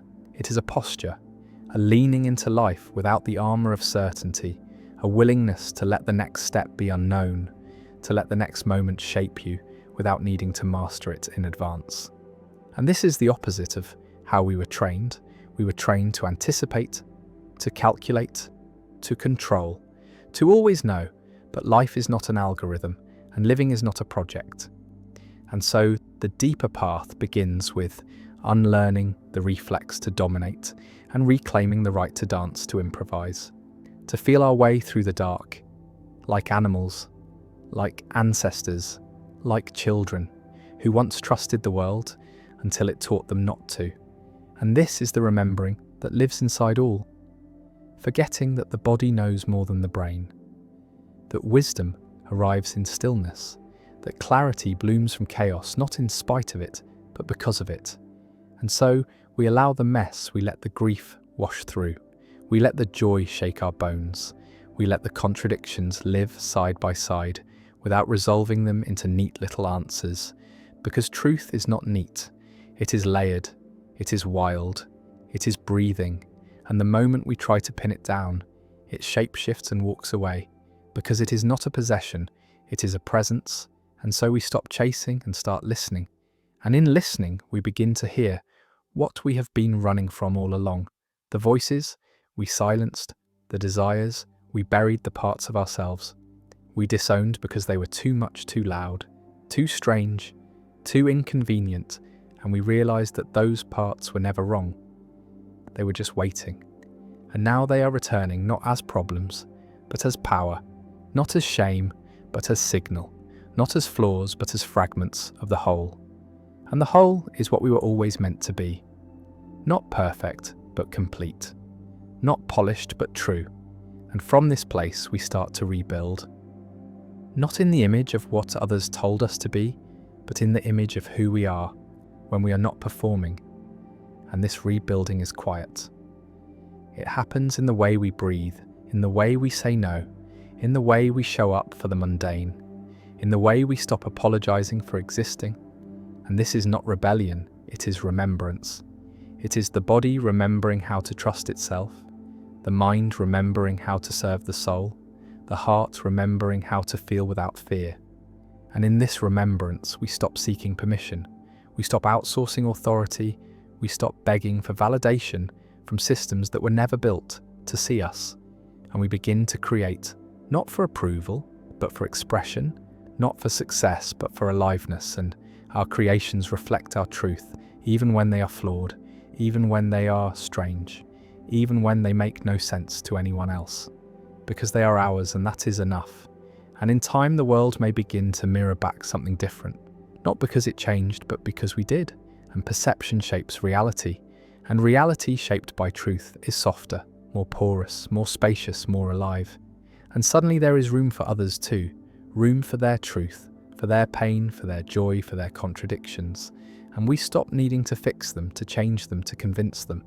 And instead we offer space, the kind of space that heals, by simply existing, by saying, I see you and you are allowed, and that allowing is medicine. It is more powerful than advice, more radical than critique. It is the ground where new worlds grow, not through force but through invitation, not through argument but through embodiment. And this is the quiet revolution, the one that begins inside and ripples out, slowly, softly, in how we live, how we love, how we choose. And those ripples matter even when they seem small. Because change is not always loud. Sometimes it is the decision to rest when the world demands you hustle. Sometimes it is the choice to speak when silence is expected. Sometimes it is the courage to walk away without needing a villain. Sometimes it is the willingness to stay without needing to win. And all of this becomes possible when we stop abandoning ourselves, when we stop splitting ourselves into acceptable and unacceptable, when we bring every part of us to the table and say even this belongs. And in that radical inclusion, we find integrity not as morality, but as wholeness. And wholeness is not clean, it is complex. It is full of contradictions and tensions and questions that never resolve. And that is what makes it human. And being fully human is the most courageous thing we can do in a world that rewards masks, that sells certainty, that fears depth, and depth is what we are here for. Not surface, not speed, not spectacle, but depth, the kind that roots, the kind that nourishes, the kind that connects, and that depth begins in silence, in slowness, in the sacred decision to turn inward, not to escape, but to return, and that return is everything. And still there are days when the forgetting returns, when the noise feels louder than the signal, when the old voices come back dressed in the language of logic or urgency or shame, and they sound so convincing, so familiar, that it's easy to believe them again, easy to fall back into the script to perform the role, to trade presence for performance without even realizing it, because survival scripts don't die quickly. They fade slowly. They linger in the muscles, in the breath, in the pauses between decisions. And so the work is not to erase them, but to notice them, to name them, to say, yes, I see you. Yes, you once kept me safe. Yes, you are not needed now. And this is where gentleness becomes power, not softness as passivity, but softness as precision, the ability to meet the moment without adding force to it, the ability to stay in relationship with what is without collapsing into it. And that relationship is what transforms everything. Not distance, not detachment, not denial, but intimacy with the truth, intimacy with the wound, intimacy with the longing that lives beneath the story. And most people never go there, not because they are weak, but because they were never shown how they were taught to fear their own depth, taught to label discomfort as failure, taught to chase peak states instead of sustainable truth.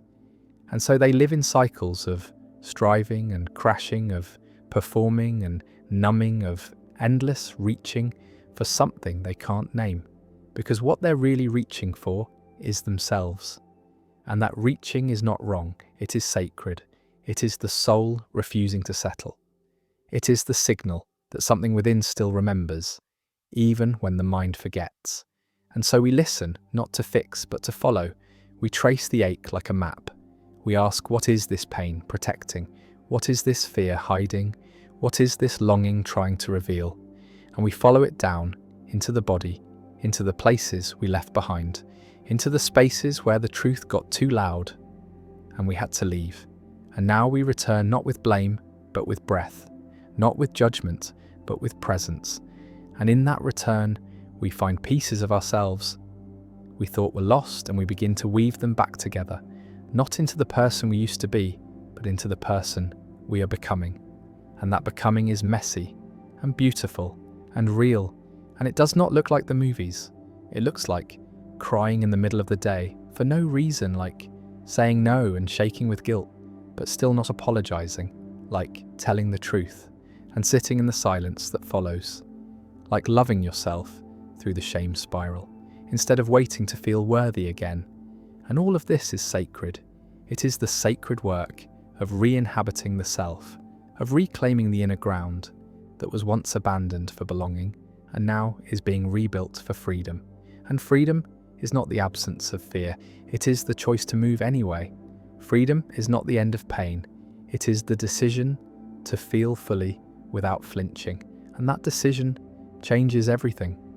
It changes the way we love, the way we rest, the way we create, the way we show up in rooms, the way we hold space for others, and the way we stop trying to be someone. We're not just to keep someone else comfortable. And that is when power returns. Not power over, but power from within, the kind that does not need to prove. The kind that does not need to dominate, the kind that simply is. And presence becomes the revolution. The quiet kind, the kind that moves through conversations like water, that meets resistance without breaking, that sees through the mask and chooses not to play the game. And people will feel it.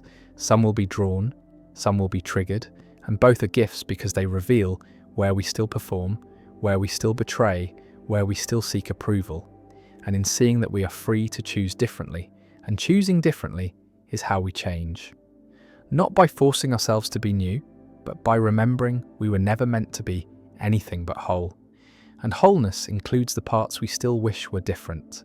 It includes the patterns we haven't yet broken, the wounds. We're still tending the fears that still whisper in the dark. And we meet those places with love, with breath, with space, not to fix, but to include. And inclusion is what heals. Inclusion says, you don't have to go away for me to be okay. You get to be here. And still I am whole. And that is the paradox of healing. We do not become whole by eliminating our pain. We become whole by making space for it, by letting it live, without running the show, by letting it breathe, without letting it steer. And in that space, something new is born. Not a version of us that has it all together, but a version that is deeply honest, deeply rooted, deeply human. And that humanness is medicine, not just for us, but for the world.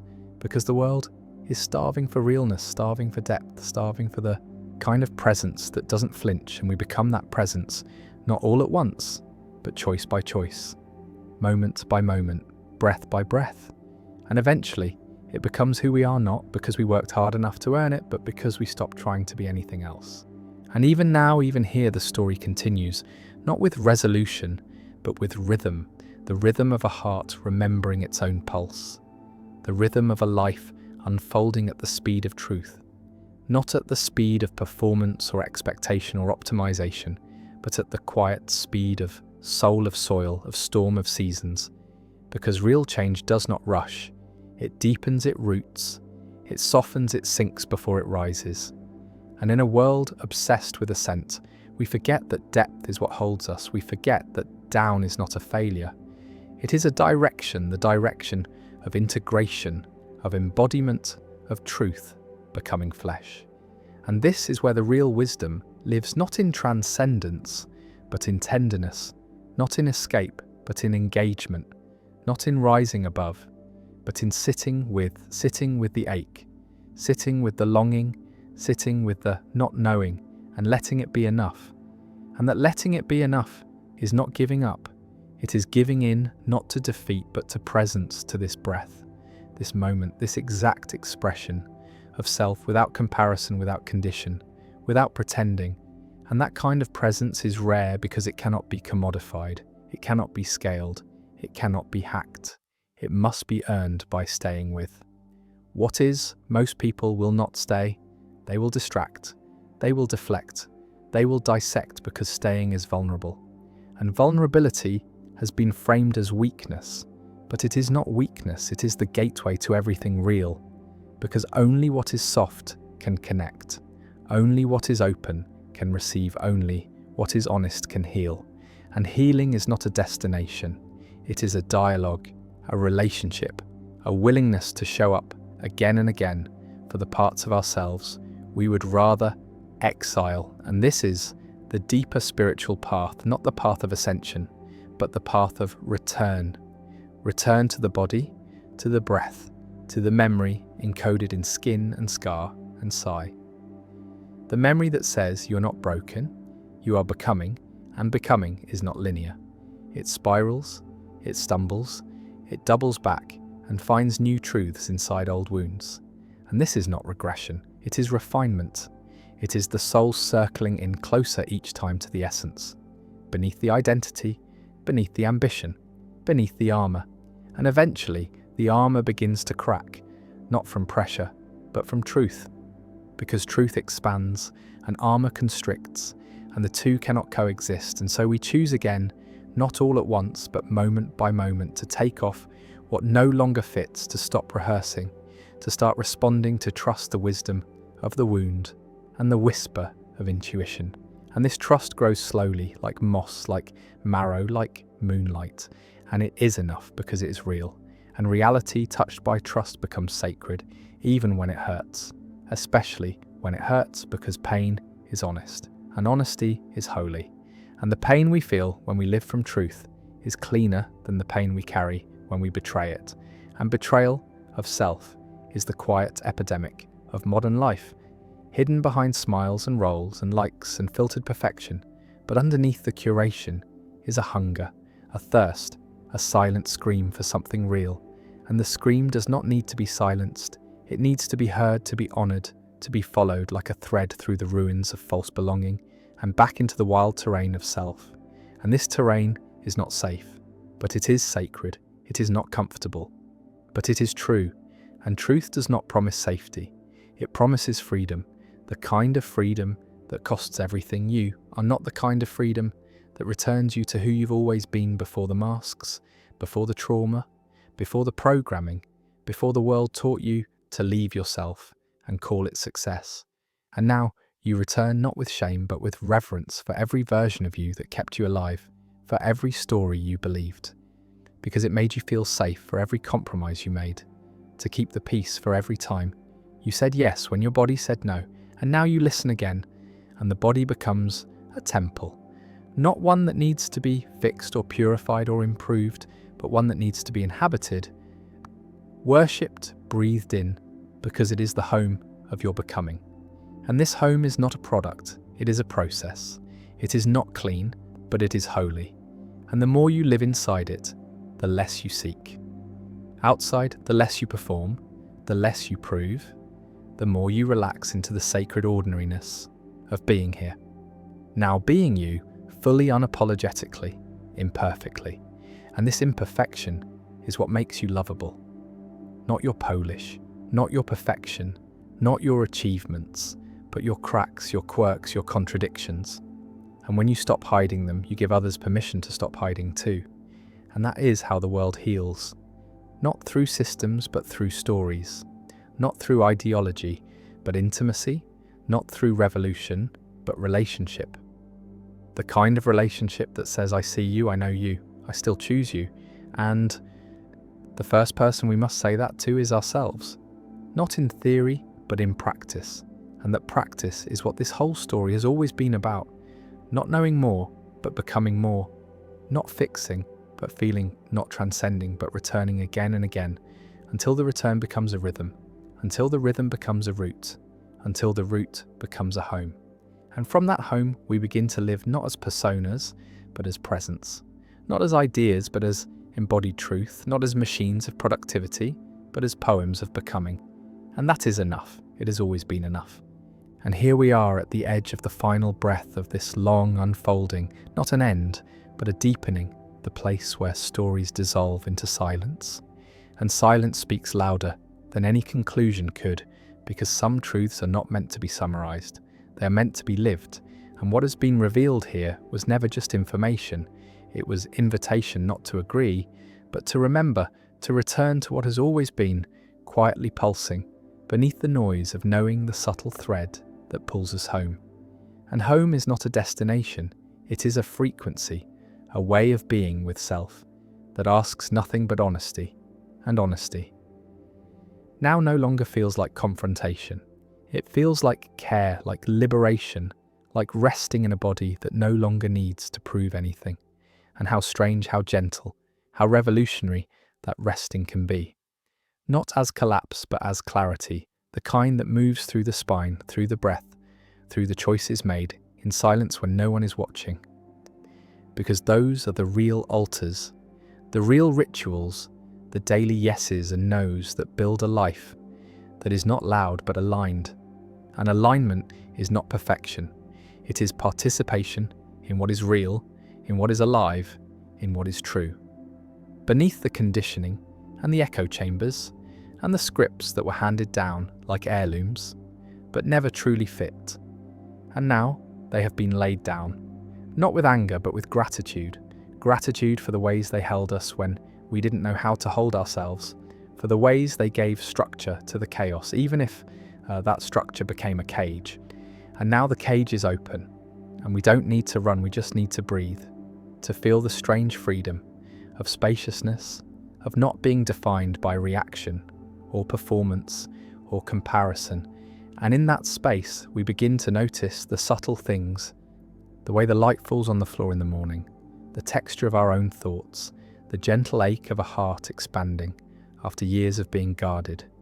And this noticing is a form of prayer, not to something above, but to the sacred within, to the ordinary, made holy by attention, by presence, by the willingness to see without needing to judge. And what we see is that most of life is made of small things, of mundane things, of moments that ask for nothing but participation. And how many of those moments have we missed in the pursuit of something bigger, brighter, more impressive?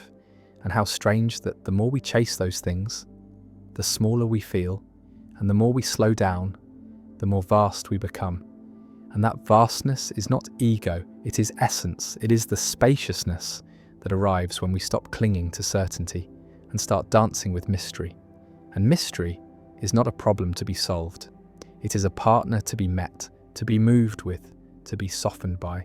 And so we soften not as weakness, but as wisdom. The wisdom to feel without flinching, to grieve, without rushing to rest, without guilt, to want without shame, and to begin again without needing to erase what came before. And that is the quiet miracle of this path, that nothing needs to be perfect. Nothing needs to be finished. Nothing needs to be proven. It only needs to be honest, and honesty begins with the body, with the breath, with the trembling. Yes, that dares to interrupt the polished. No, with the unspoken truths that live beneath the surface of our speech. With the courage to live as a question, instead of pretending to be an answer. And so, we live the question, not anxiously, but attentively trusting that the next truth will emerge when we are ready to receive it. And readiness has nothing to do with control, and everything to do with surrender, the kind that opens, not closes, the kind that lets go, not to escape but to embrace. And in that embrace we begin to feel something ancient, something unnameable, a remembering that does not come from thought but from being, from presence, from the sacred slowness of a life lived in integrity, not performance. And this integrity is not moral, it is magnetic. It is the pullback to center, back to simplicity, back to enoughness. And that enoughness is what we were always aching for, not more, not better, not perfect, just enough, the enoughness that lets us rest without apology, speak without shrinking, love without guarding, and create without contorting ourselves into what will be accepted. And in that freedom, something else opens. The heart softens, the mind quiets. The body settles, and the soul finally has room to breathe, not as a concept, but as a current. The current that carried us here, that carries us still, and will carry us long after these words have faded. Because words are only bridges, and the real destination is what they point to. The part of us that has never needed fixing, never needed improving, only remembering. And now we remember, not in fragments, but in fullness, not in theory, but in tissue, not as a concept, but as a current. And that current is truth, not the kind that needs to be proven, but the kind that can only be felt when everything else falls away. And what falls away was never who we were, only who we thought we needed to be loved, to be safe, to be worthy.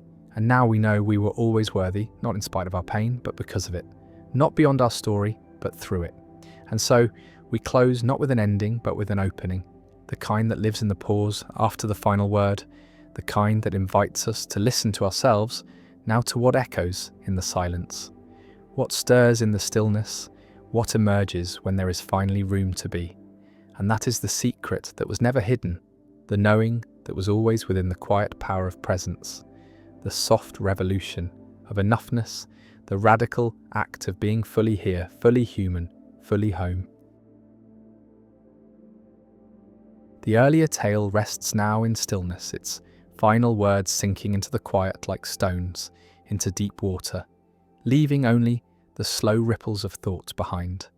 The candle's flame sways gently, and in its light another journey begins, softer and wider, one that will drift through the great currents of philosophy, touching the ideas that have shaped the minds of centuries. No longer bound to one story, the mind will wander across 10 of the most enduring visions of wisdom, moving slowly so that each thought has time to settle like dust on an untouched shelf. Now let us speak of the first great idea, the Socratic method. It begins not with answers, but with questions, small and deliberate, placed like stones on a path to see where they lead. Socrates believed that wisdom does not arrive in the fullness of knowing, but in the humility of realizing how little is truly known. He would meet his students not with lectures, but with simple inquiries peeling away layers of certainty to reveal the soft, uncertain core beneath. Each answer invited another question, and in this unending dance the mind was forced to see its own contradictions, to stand in the open where assumptions once sheltered it. It is a method that is less about arriving somewhere than about refining the traveller, stripping away false confidence until only the essential remains. In the glow of this idea, one begins to feel the quiet power of conversation, not as a contest to win, but as a shared search where each voice is a lantern and the road ahead is always longer than it seems. Socrates himself left no writings, trusting instead in the living exchange between minds in the way a well-placed question can echo for years inside the heart. Even now, in the silence of this night, his method remains alive. For every honest question asked without the armour of certainty is a small act of Socratic courage, a way of stepping toward truth without claiming to possess it. And perhaps this is why his voice endures, not as the keeper of answers, but as the one who teaches how to walk in their direction. The candle leans, the air shifts, and somewhere in the darkness, the next great idea waits to be called forward. Now let us turn to the next great idea, Plato's theory of forms. Imagine a world beyond sight, untouched by time, where every shape, every truth, every beauty exists in its most perfect state. Plato believed that the reality we see is only a shadow of that higher realm, that the table in front of us is but an echo of the perfect tableness that exists beyond change, beyond decay. In this vision, the physical world is a mirror clouded by imperfection, and what we call knowledge is the act of remembering what the soul has already seen before birth.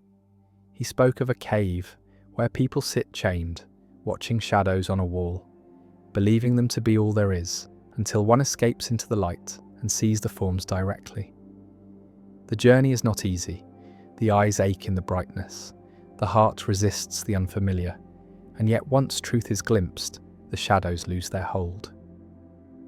In the forms lies the unchanging essence of things, the perfect circle that no hand can draw, the justice that no law can fully capture, the beauty that no face can forever keep. The senses, Plato warns, can deceive. They show us many chairs, each flawed, yet through thought we can approach the single, flawless form of chairness that makes them all possible. And so the philosopher's work is to look beyond appearances, to use reason as a bridge to that higher reality, to anchor the soul in what cannot fade. It is a comforting thought that somewhere there is a place where nothing breaks, nothing dies, nothing loses its shape, that all goodness and truth are preserved whole. But it is also a demanding thought, for it asks the mind to see the world not as an end, but as a clue, a path, a whisper of something greater. In this way, every ordinary thing becomes a signpost, every imperfect moment a reminder that perfection exists elsewhere, drawing us on. And perhaps in quiet moments like this, we can almost sense it, not with the eyes, but with the still part of the soul that recognizes what it once knew. The candle burns steadily, casting its own shadows on the wall, and one wonders which world this light belongs to, the one of change or the one of forms. Perhaps both. Perhaps every flicker is an invitation to turn toward the light. Now let us speak of Aristotle's virtue ethics, a vision of the good life not built on rigid rules or fleeting pleasures, but on the cultivation of character. Aristotle saw human life as a movement toward eudaimonia, a word often softened into happiness, but more deeply meaning human flourishing, the full flowering of one's nature. This is not a state one stumbles into by fortune, but a way of living shaped by countless choices, each one forming the habits that become the soul's architecture. Virtue, to Aristotle, is the balance between extremes, the golden mean between excess and deficiency. Courage lies between recklessness and cowardice. Generosity lies between wastefulness and stinginess. Honesty lies between boastfulness and self-deprecation. These are not mathematical midpoints, but living balances, different for each person, found through experience, reflection, and the slow refining of judgment. One becomes virtuous as one learns to play an instrument, not by reading notes alone, but by practice, by the feel of the strings, by mistakes that teach the hand where to rest. It is a philosophy that respects action, for knowing the good is not enough if one does not also do the good. And yet action must be guided by reason, for virtue is no accident. It is a harmony between thought and deed, where impulse is tempered by wisdom. In Aristotle's view, the virtuous person does the right thing not through struggle, but with a kind of ease as a skilled craftsman moves through his work with steady hands. Such ease is not born of laziness, but of long effort made natural. The world in this light is not a place to endure until some better life begins, but the very field in which the soul's excellence is cultivated. Every encounter, every challenge, every moment of choice is an opportunity to strengthen the fibre of one's being. And so, the good life is not defined by wealth, power, or comfort, but by the steady accumulation of virtues, until the self stands as a well-built structure, able to weather the winds of fortune without collapse. In this way, happiness is not a prize, but the natural radiance of a well-shaped soul, a light that does not flicker with the passing of days.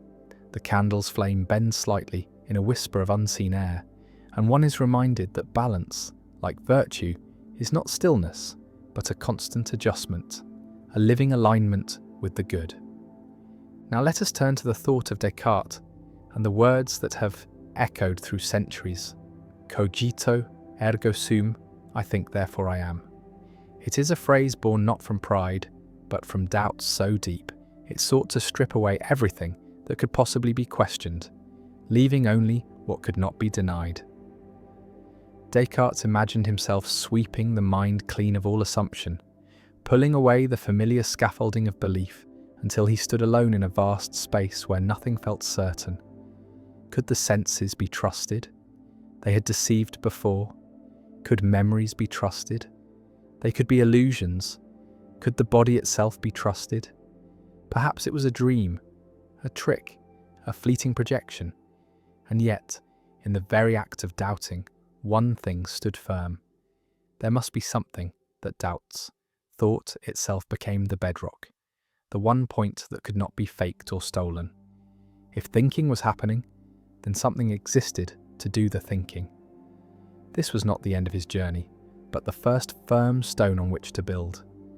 From here, Descartes sought to rebuild the house of knowledge, brick by brick, each step tested for certainty. He wished for clarity, as bright as geometry, truths so undeniable they could support all others. His method was deliberate, patient, as if sharpening a blade to cut away falsehood. And yet, there is something quietly human in the idea that the first certainty we can hold is the awareness of our own awareness, the strange fact that consciousness can turn inward and see itself. In the stillness of night, this feels less like a cold proof and more like a small ember glowing in the dark, a reminder that no matter how uncertain the world becomes, the flame of thought still burns. It is a solitary comfort, one that exists even when stripped of names, possessions, histories, even when all that remains is the bare knowing that we are here, now, thinking. Descartes' thought also whispers of the responsibility that comes with such certainty. If the self is known before all else, then it becomes the lens through which the world is built. A clear mind builds a clear life. A mind clouded with haste or fear builds a world that feels the same. To begin with, I think, is also to admit that the quality of thought matters, that the architecture of our inner world shapes the outer. The candle beside him might flicker, casting shifting shadows, but the fact of its light is undeniable. So too is the mind. Shadows may move across it, illusions may play on its surface, but the fact of its shining cannot be erased. In this way, cogito, ergo sum, is not a shout of triumph, but a steady breath in the silence, the quiet voice that remains when all other voices have been questioned away. It is the ground beneath the feet when the fog hides everything else, the one certainty from which all other certainties might grow. And perhaps, in the hours before sleep, when the body lies still and thought drifts, it is enough to hold this single truth without reaching for more, that in the act of thinking, of doubting, of wondering, there is existence, and in that existence there is the beginning of all understanding. Now let us move to Kant's categorical imperative, a moral compass not drawn from desire or consequence, but from duty itself, pure and unbending. Kant asked what it would mean to act in such a way that one's choices could be made into universal law, binding for all in all places, at all times. He sought a morality that stood above preference, stronger than impulse, untouched by the shifting tides of personal gain. Imagine pausing before each act to ask, if everyone did this, could the world still stand? If the answer is no, the act must be set aside, however tempting, however small. This is the first face of the imperative, a rule that turns the mirror outward to humanity as a whole, asking the self to see its choices not as private shadows, but as patterns in a greater weave. The second face is equally stern, yet equally luminous. Treat every person as an end in themselves, never merely as a means. In this, Kant draws a line against using others as tools for one's own purposes, however noble the excuse. Each person is a whole world, not a rung on a ladder, and to honour that is to honour the dignity of reason itself. The beauty of this thought lies in its symmetry, one's own freedom bound only by the freedom of all others, the moral law arising not from command, but from the structure of thought that all rational beings share. In Kant's view, morality is not a gift from heaven nor a contract with society, but something woven into the very capacity to reason, a truth that would shine even in a universe empty of gods. And yet, he admits, to follow it is no easy task. Desire pulls like wind, fear presses like weight, and the clarity of the imperative can feel cold against the warmth of inclination. But for Kant, it is in that cold clarity that moral worth is found. For to act rightly when it costs nothing is no great proof of virtue, but to act rightly against one's own advantage is the mark of a will aligned with the moral law. There is a certain quiet majesty in this view, the thought that even in the smallest decision one participates in a law as vast and impartial as the night sky, each act a star in a constellation too large for one life to see whole. The candle on the desk leans lower, its flame steady despite the draught, and one is reminded that light does not ask whether it is convenient to shine, it simply fulfills its nature. In this, Kant's imperative finds its living image, a steady flame guided not by whim or reward, but by the form of its own being. Now let us drift into Nietzsche's vision of the will to power, a force he saw not as the hunger for mere control over others, but as the deep, restless impulse within all living things to grow, to expand, to overcome the boundaries of what they are. For Nietzsche, life itself was a movement toward more life, a ceaseless reaching, like roots pressing through stone or rivers carving valleys over centuries.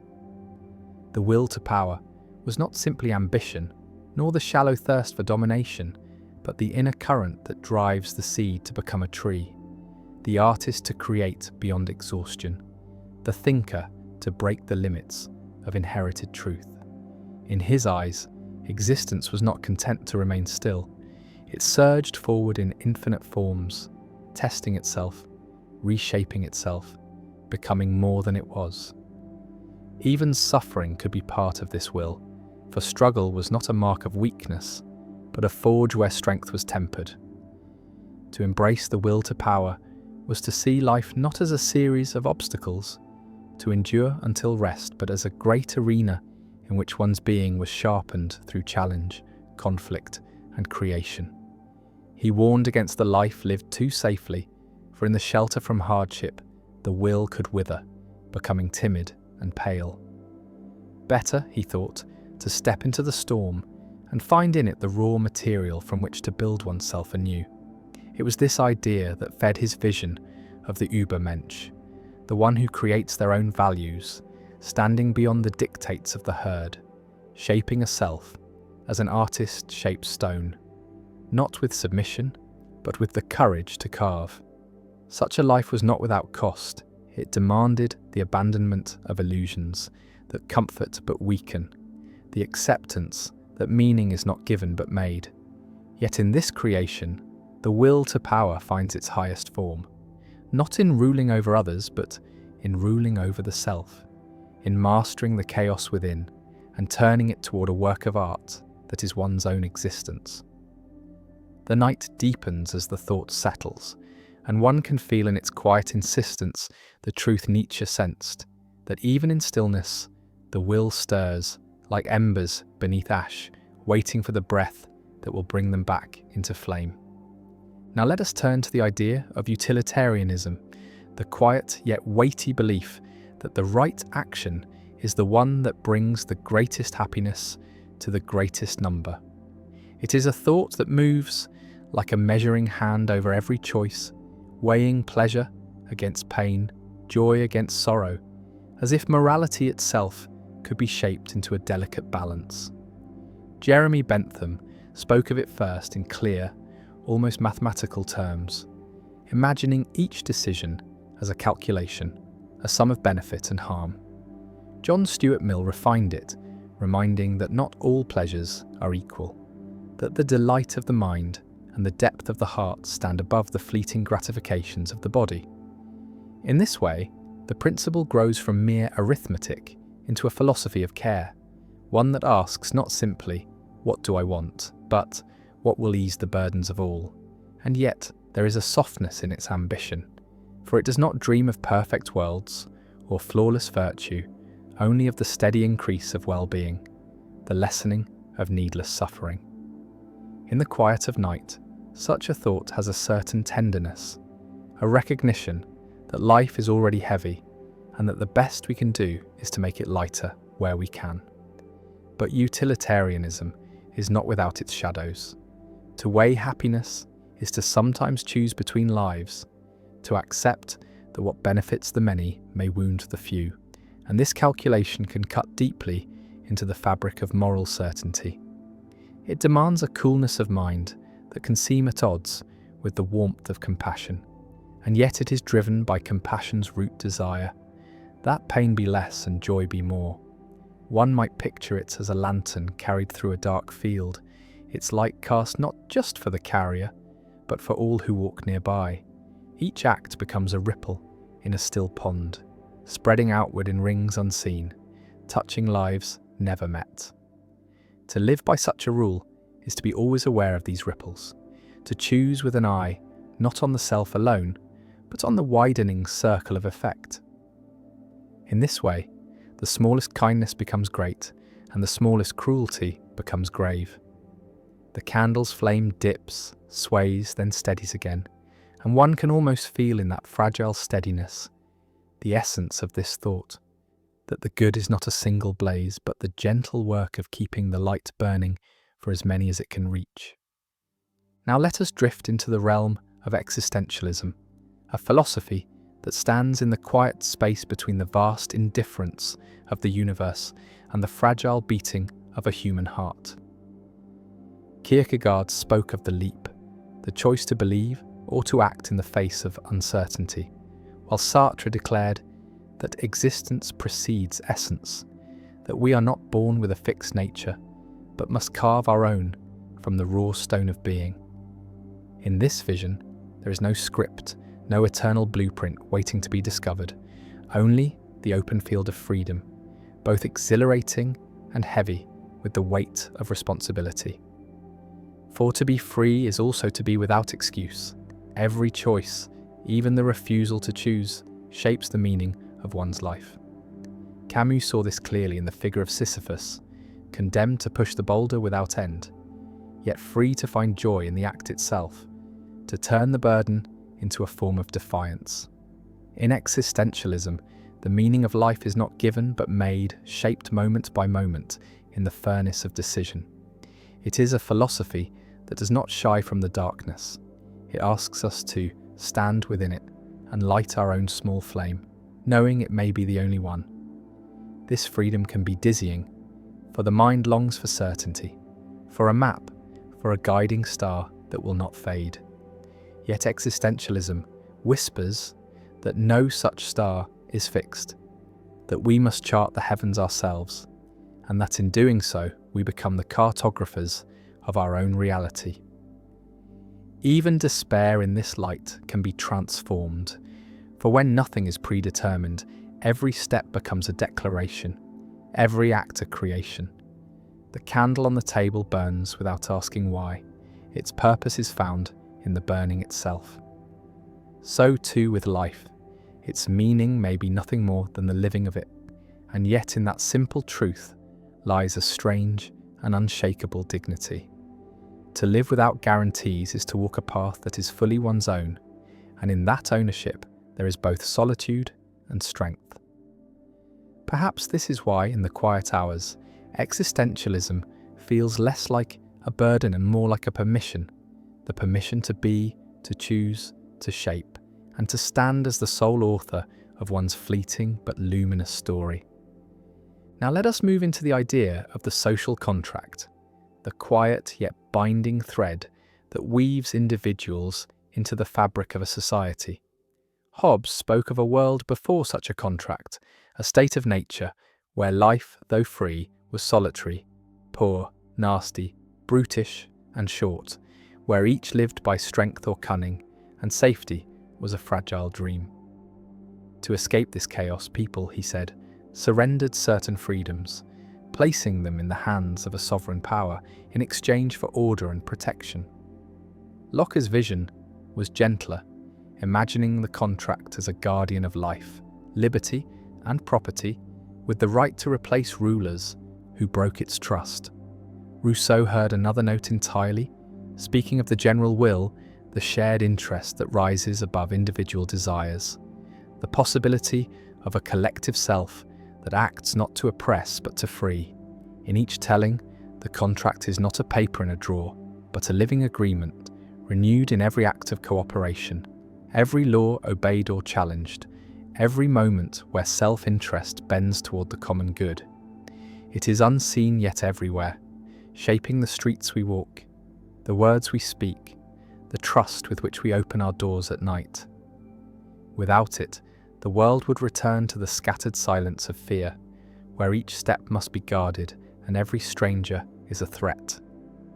Yet with it comes the weight of obligation, for to be part of a society is to bear the responsibility of maintaining its justice, to give as well as to take, to remember that rights are not solitary possessions, but shared inheritances. The candle burns lower, its light touching the edges of the room, and one feels in that circle the shape of the contract itself, an agreement to keep the flame alive so that all may see. But contracts, like flames, are delicate. They require care, they demand the tending of truth, the protection of fairness, the vigilance against those who would twist the common good to private ends. And so, to honour the social contract is not only to live within its safety, but to guard its spirit, to ensure that the promise made long ago in silence still holds in the lives of those who have never spoken it aloud. Now let us wander into the ancient current of the Tao, the way, the quiet path spoken of in the old verses of Lao Tzu, a path not built but discovered, not forced but followed. The Tao is the rhythm beneath all rhythms, the flowing order that needs no command, the movement of clouds and rivers, the unfurling of leaves, the turning of the seasons, all in harmony, without hurry. To walk with the Tao is to let go of the restless urge to control, to see that the world shapes itself without the heavy hand of constant interference. The sages called this Wu Wei, effortless action. Not idleness, but the art of doing in a way that does not fight the current. It is the tree bending in the wind rather than breaking, the stream finding its way around stone without force. The Tao is not a destination, but the living present. not a doctrine, but the quiet awareness that each moment holds its own completeness. It asks no oaths, no declarations, only the soft attentiveness that notices the pattern already unfolding. One who follows the Tao is like water, yielding yet unstoppable, clear yet deep, seeking the low places others avoid, nourishing without demanding. This way of being does not deny desire, but it does not cling to it. It does not refuse action, but it does not wrestle with it. In this light, ambition is not abandoned, but transformed, becoming less about climbing and more about flowing, less about conquest and more about harmony. The candle flickers with a small shift in the air, its flames swaying but not going out. A small lesson in the Tao itself, movement without loss, change without destruction. To understand the Tao is to see that control is an illusion, that the greatest strength often lies in yielding, that the world's deepest wisdom moves quietly, without announcement, shaping mountains and lives alike in its patient course.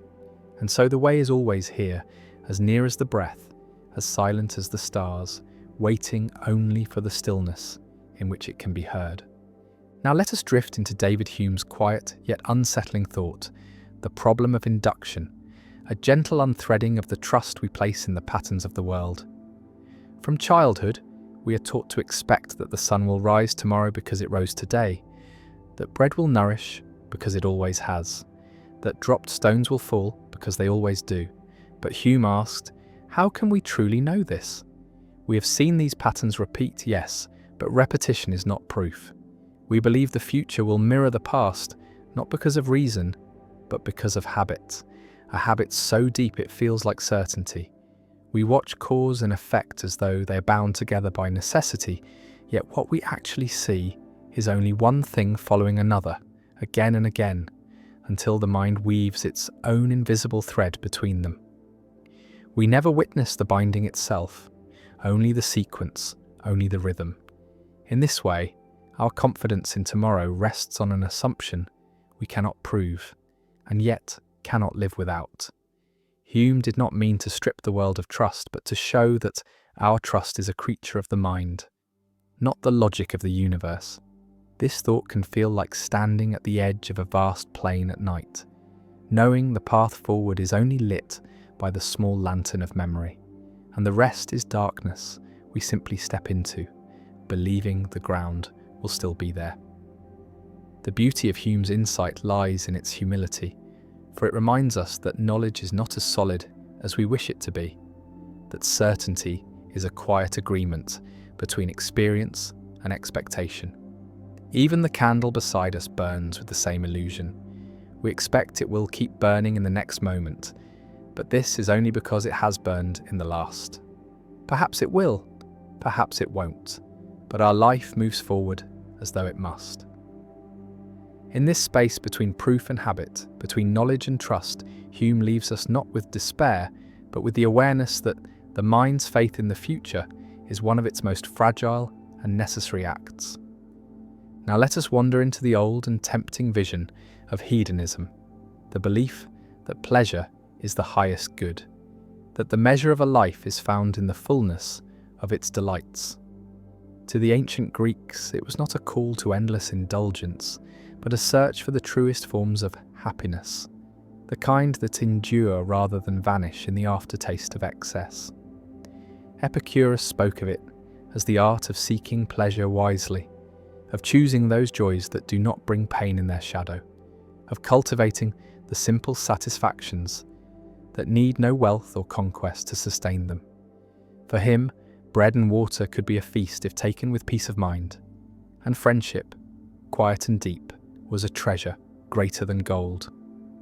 In this light, pleasure was not the frantic grasping at sensation, but the gentle shaping of life, to avoid unnecessary suffering, to find contentment in what is near at hand. Yet hedonism holds a mirror to a truth many resist. That pain is the weight we seek to set down, and joy is the lightness we seek to carry. To follow this path is to learn the difference between what pleases in the moment and what nourishes across time, to see that the richest pleasures are often the softest ones, like the warmth of the sun on closed eyelids or the sound of rain against a window. But there is danger here too, for the pursuit of pleasure can so easily drift into a hunger that is never sated, a chasing of peaks that leaves one hollow between them. This is why the wiser hedonists speak of balance, of knowing when to stop, of savouring rather than consuming. The candle burns with a steady glow, giving its light freely but within the limits of its wax. It does not seek to burn faster, for that would be to end itself. So too with pleasure, when it is taken in measure, it sustains; when taken in greed, it destroys. Hedonism, at its truest, is the art of knowing the difference. Now let us move into the deep and endless question of determinism and free will, the tension between the chains of cause and the dream of choice. Determinism whispers that every action, every thought, every breath is the inevitable result of all that came before, that the universe is a vast, unbroken chain stretching backward to the first movement and forward to the last, each link forged by the one before it. In this view, the moment of decision is not a birth but an unfolding, like a seed opening because it must, like the tide rising because it is pulled. If the mind is shaped by genes, by upbringing, by the precise arrangement of atoms and events, then perhaps even the belief in freedom is simply another link in the chain. And yet, against this, the feeling of choice rises like a stubborn flame. The sense of standing at a crossroads, of being able to step left or right, to speak or remain silent, to act or to refrain. Free will insists that within the machinery there is a space, however small, where the self can push against the weight of what has been and make something new. Some see the two not as enemies but as different lights on the same river, that perhaps the current is fixed, yet the way one moves within it is one's own, that freedom may lie not in altering the flow, but in choosing how to meet it. Others suggest that even if all is determined, the experience of choosing is real enough to live by, for a life lived as if one is free is shaped differently than one lived in resignation. The candle on the table burns because the match was struck. The match was struck because the hand moved. The hand moved because of thoughts. The thoughts arose because of other moments, each leading to this small circle of light. Whether this flame was inevitable from the birth of the stars or lit by a free and sudden act may never be known. Perhaps it is in the mystery between these two that human life unfolds, a dance of necessity and possibility, where even if the steps are written, the dancer still moves with grace. Now let us step into the quiet puzzle of the ship of Theseus, an ancient question that drifts between the harbours of identity and change. The story is simple. A ship preserved in honour of a hero is kept seaworthy for centuries by replacing its parts as they decay. First a plank, then a mast, then the sails, until every single piece is new. And so the question arises, when all the original parts are gone, is it still the same ship? At first it feels like a trick of language, but the longer one lingers, the deeper it pulls. For if the ship is not the same, then at what moment did it cease to be itself? Was it when the first plank was replaced, or the last? And if it is the same, then what makes it so? The form, the function, the name, or something else entirely? The puzzle grows stranger still when one imagines the discarded pieces gathered and rebuilt into a ship identical to the original. Which then is the true ship of Theseus, the one with the unbroken history, or the one made of the original wood? The candle flame quivers slightly, and one realises that the question is not only about ships but about people, for our bodies too are replaced piece by piece as the years turn, cells dying and being born, memories fading and shifting, beliefs evolving, faces changing. Yet we say without hesitation, I am still myself. Perhaps identity is not the matter from which we are made, but the continuity of the journey, the thread of experience and memory woven through time. Or perhaps we are, like the ship, something that both changes completely and remains somehow whole, our essence not fixed but a living thing, shaped and reshaped by the tides of existence. In this way, the ship of Theseus is less a riddle to be solved than a mirror, quietly reflecting the mystery of what it means to remain oneself while becoming someone new. Now let us rest within the strange and quiet terrain of absurdism, the recognition, as Albert Camus saw it, that human beings are creatures who seek meaning in a universe that offers none in return. The mind yearns for clarity, for a grand design, for a purpose written in the stars, yet when it looks outward, it meets only silence, a vast and unbroken stillness. This is the absurd, not chaos, not hostility, but the endless tension between the hunger for meaning and the absence of it. Many, upon feeling this weight, rush to escape it, turning to faith, ideology, or distraction, anything to stitch a pattern into the blank cloth of existence. But Camus suggested another way, to face the absurd without flinching, to accept that life is without ultimate explanation, and yet to live it fully, intensely, as though the lack of meaning were not a prison, but a kind of freedom. In his image of Sisyphus pushing the stone, he saw not a figure crushed by futility, but one who, in embracing the endless task, finds his own victory. If there is no higher plan, then each moment becomes the canvas, and we, the painters of its fleeting colours. The candle's flame, which will inevitably burn down to nothing, still gives its light in this moment, and that light is enough. Absurdism asks not for resignation, but for defiance, not the bitter defiance of rage, but the quiet defiance of joy, the choice to smile in the face of the void.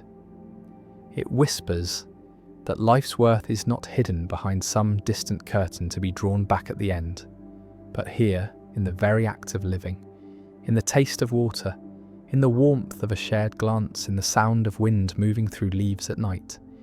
And so, one learns to walk through the silence with open eyes, to push the stone with steady hands, knowing that the meaning one seeks may never come, and yet finding, in the seeking itself, something that feels like meaning after all. Now let us enter the shadowed depths of Plato's allegory of the cave, a vision of human understanding drawn in the soft charcoal of myth. Imagine a group of people who have lived their whole lives chained in darkness, their faces turned toward a wall, able to see only the flickering shadows cast by objects passing before a fire behind them. To these prisoners, the shadows are the only reality, the shapes the only truth, for they have never seen the objects themselves, nor the fire, nor the world beyond the cave.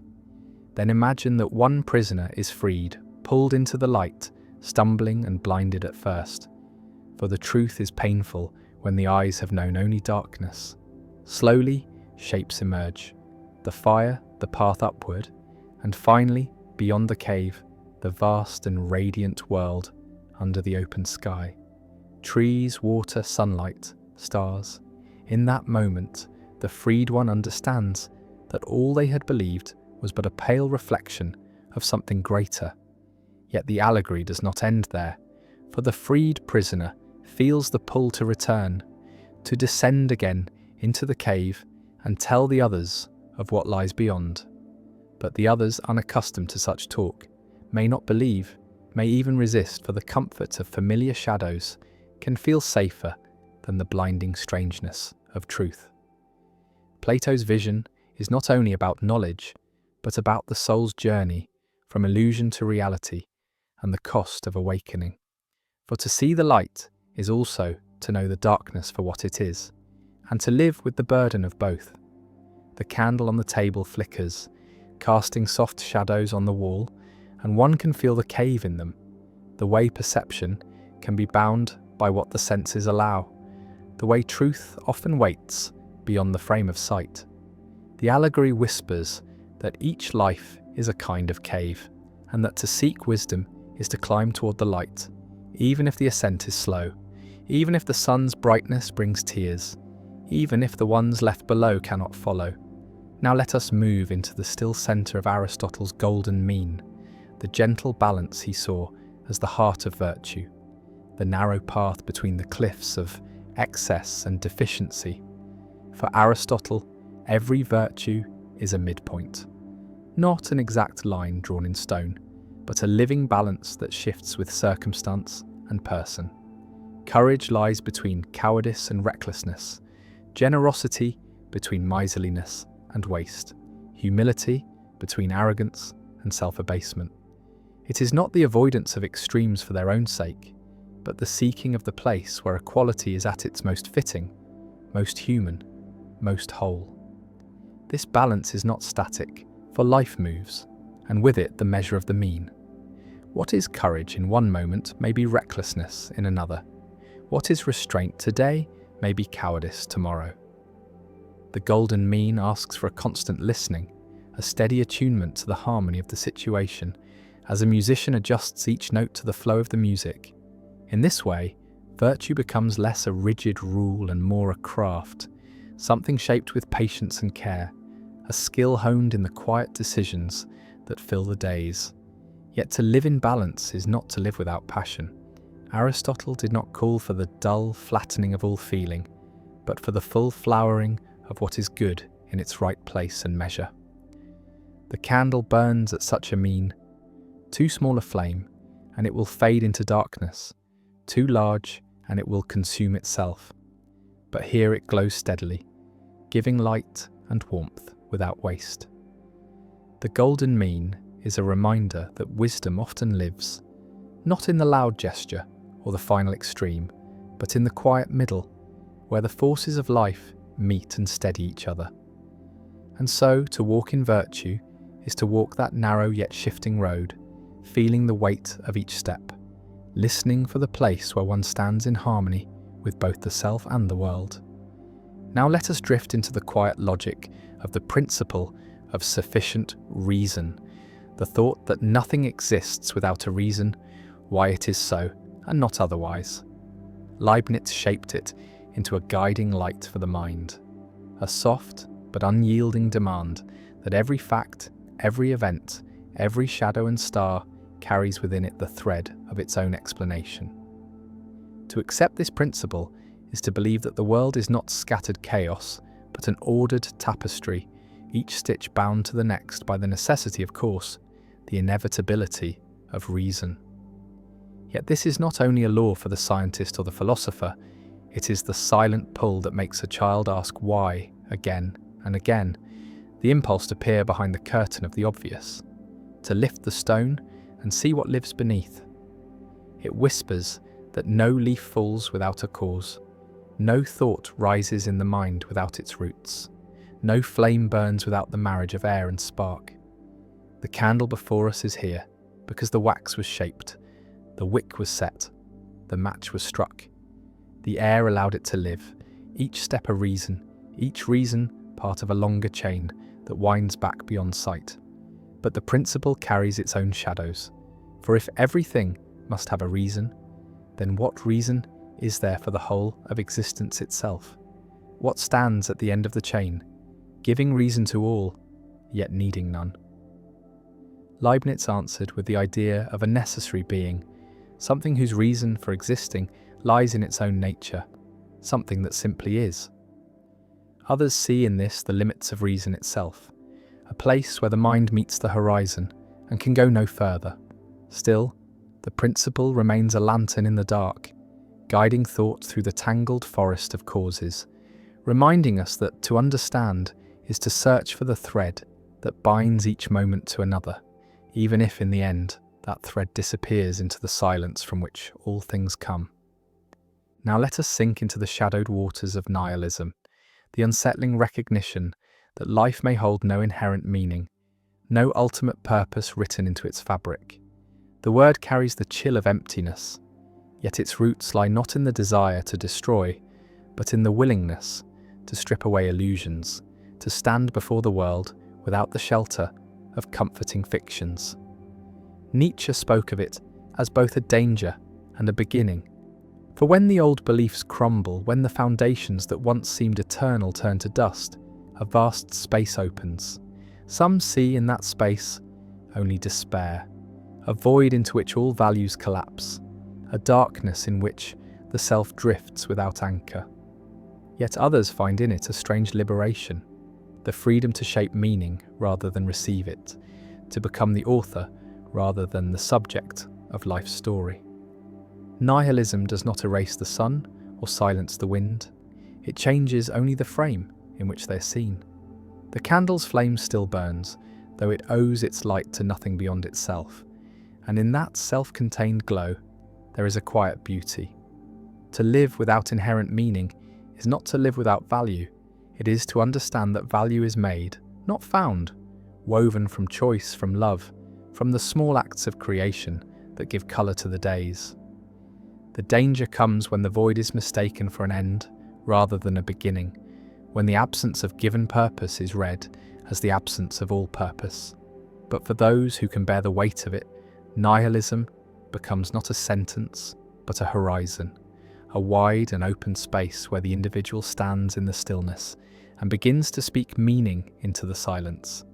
It is a call to live, not because life is guaranteed to matter, but because it can be made to matter, and in that making lies a kind of quiet triumph. Now let us step into the looping corridor of Nietzsche's eternal recurrence, the thought experiment that bends time into a circle and asks the soul to dwell within it. Imagine that one night, in the stillness of solitude, a voice comes to whisper that every moment of life, every breath, every joy and sorrow will return to you again and again, not once, not twice, but endlessly, exactly as it has unfolded before. Each gesture repeated, each word spoken again, each glance, each mistake, each triumph, forever.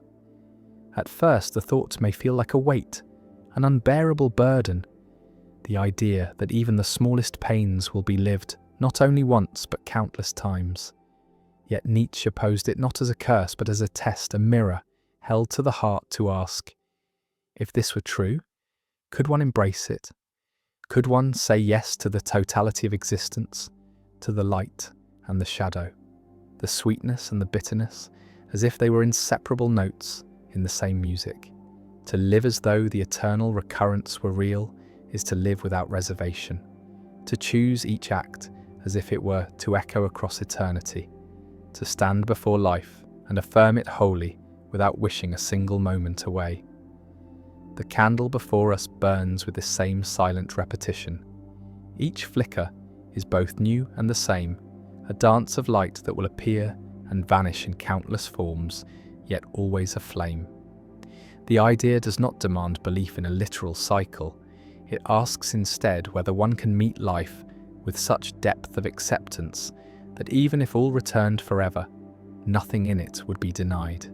It is a call to live so completely that time itself, in its endless turning, would become not a prison, but a celebration, a circle one would step into again and again, not in resignation, but in joy.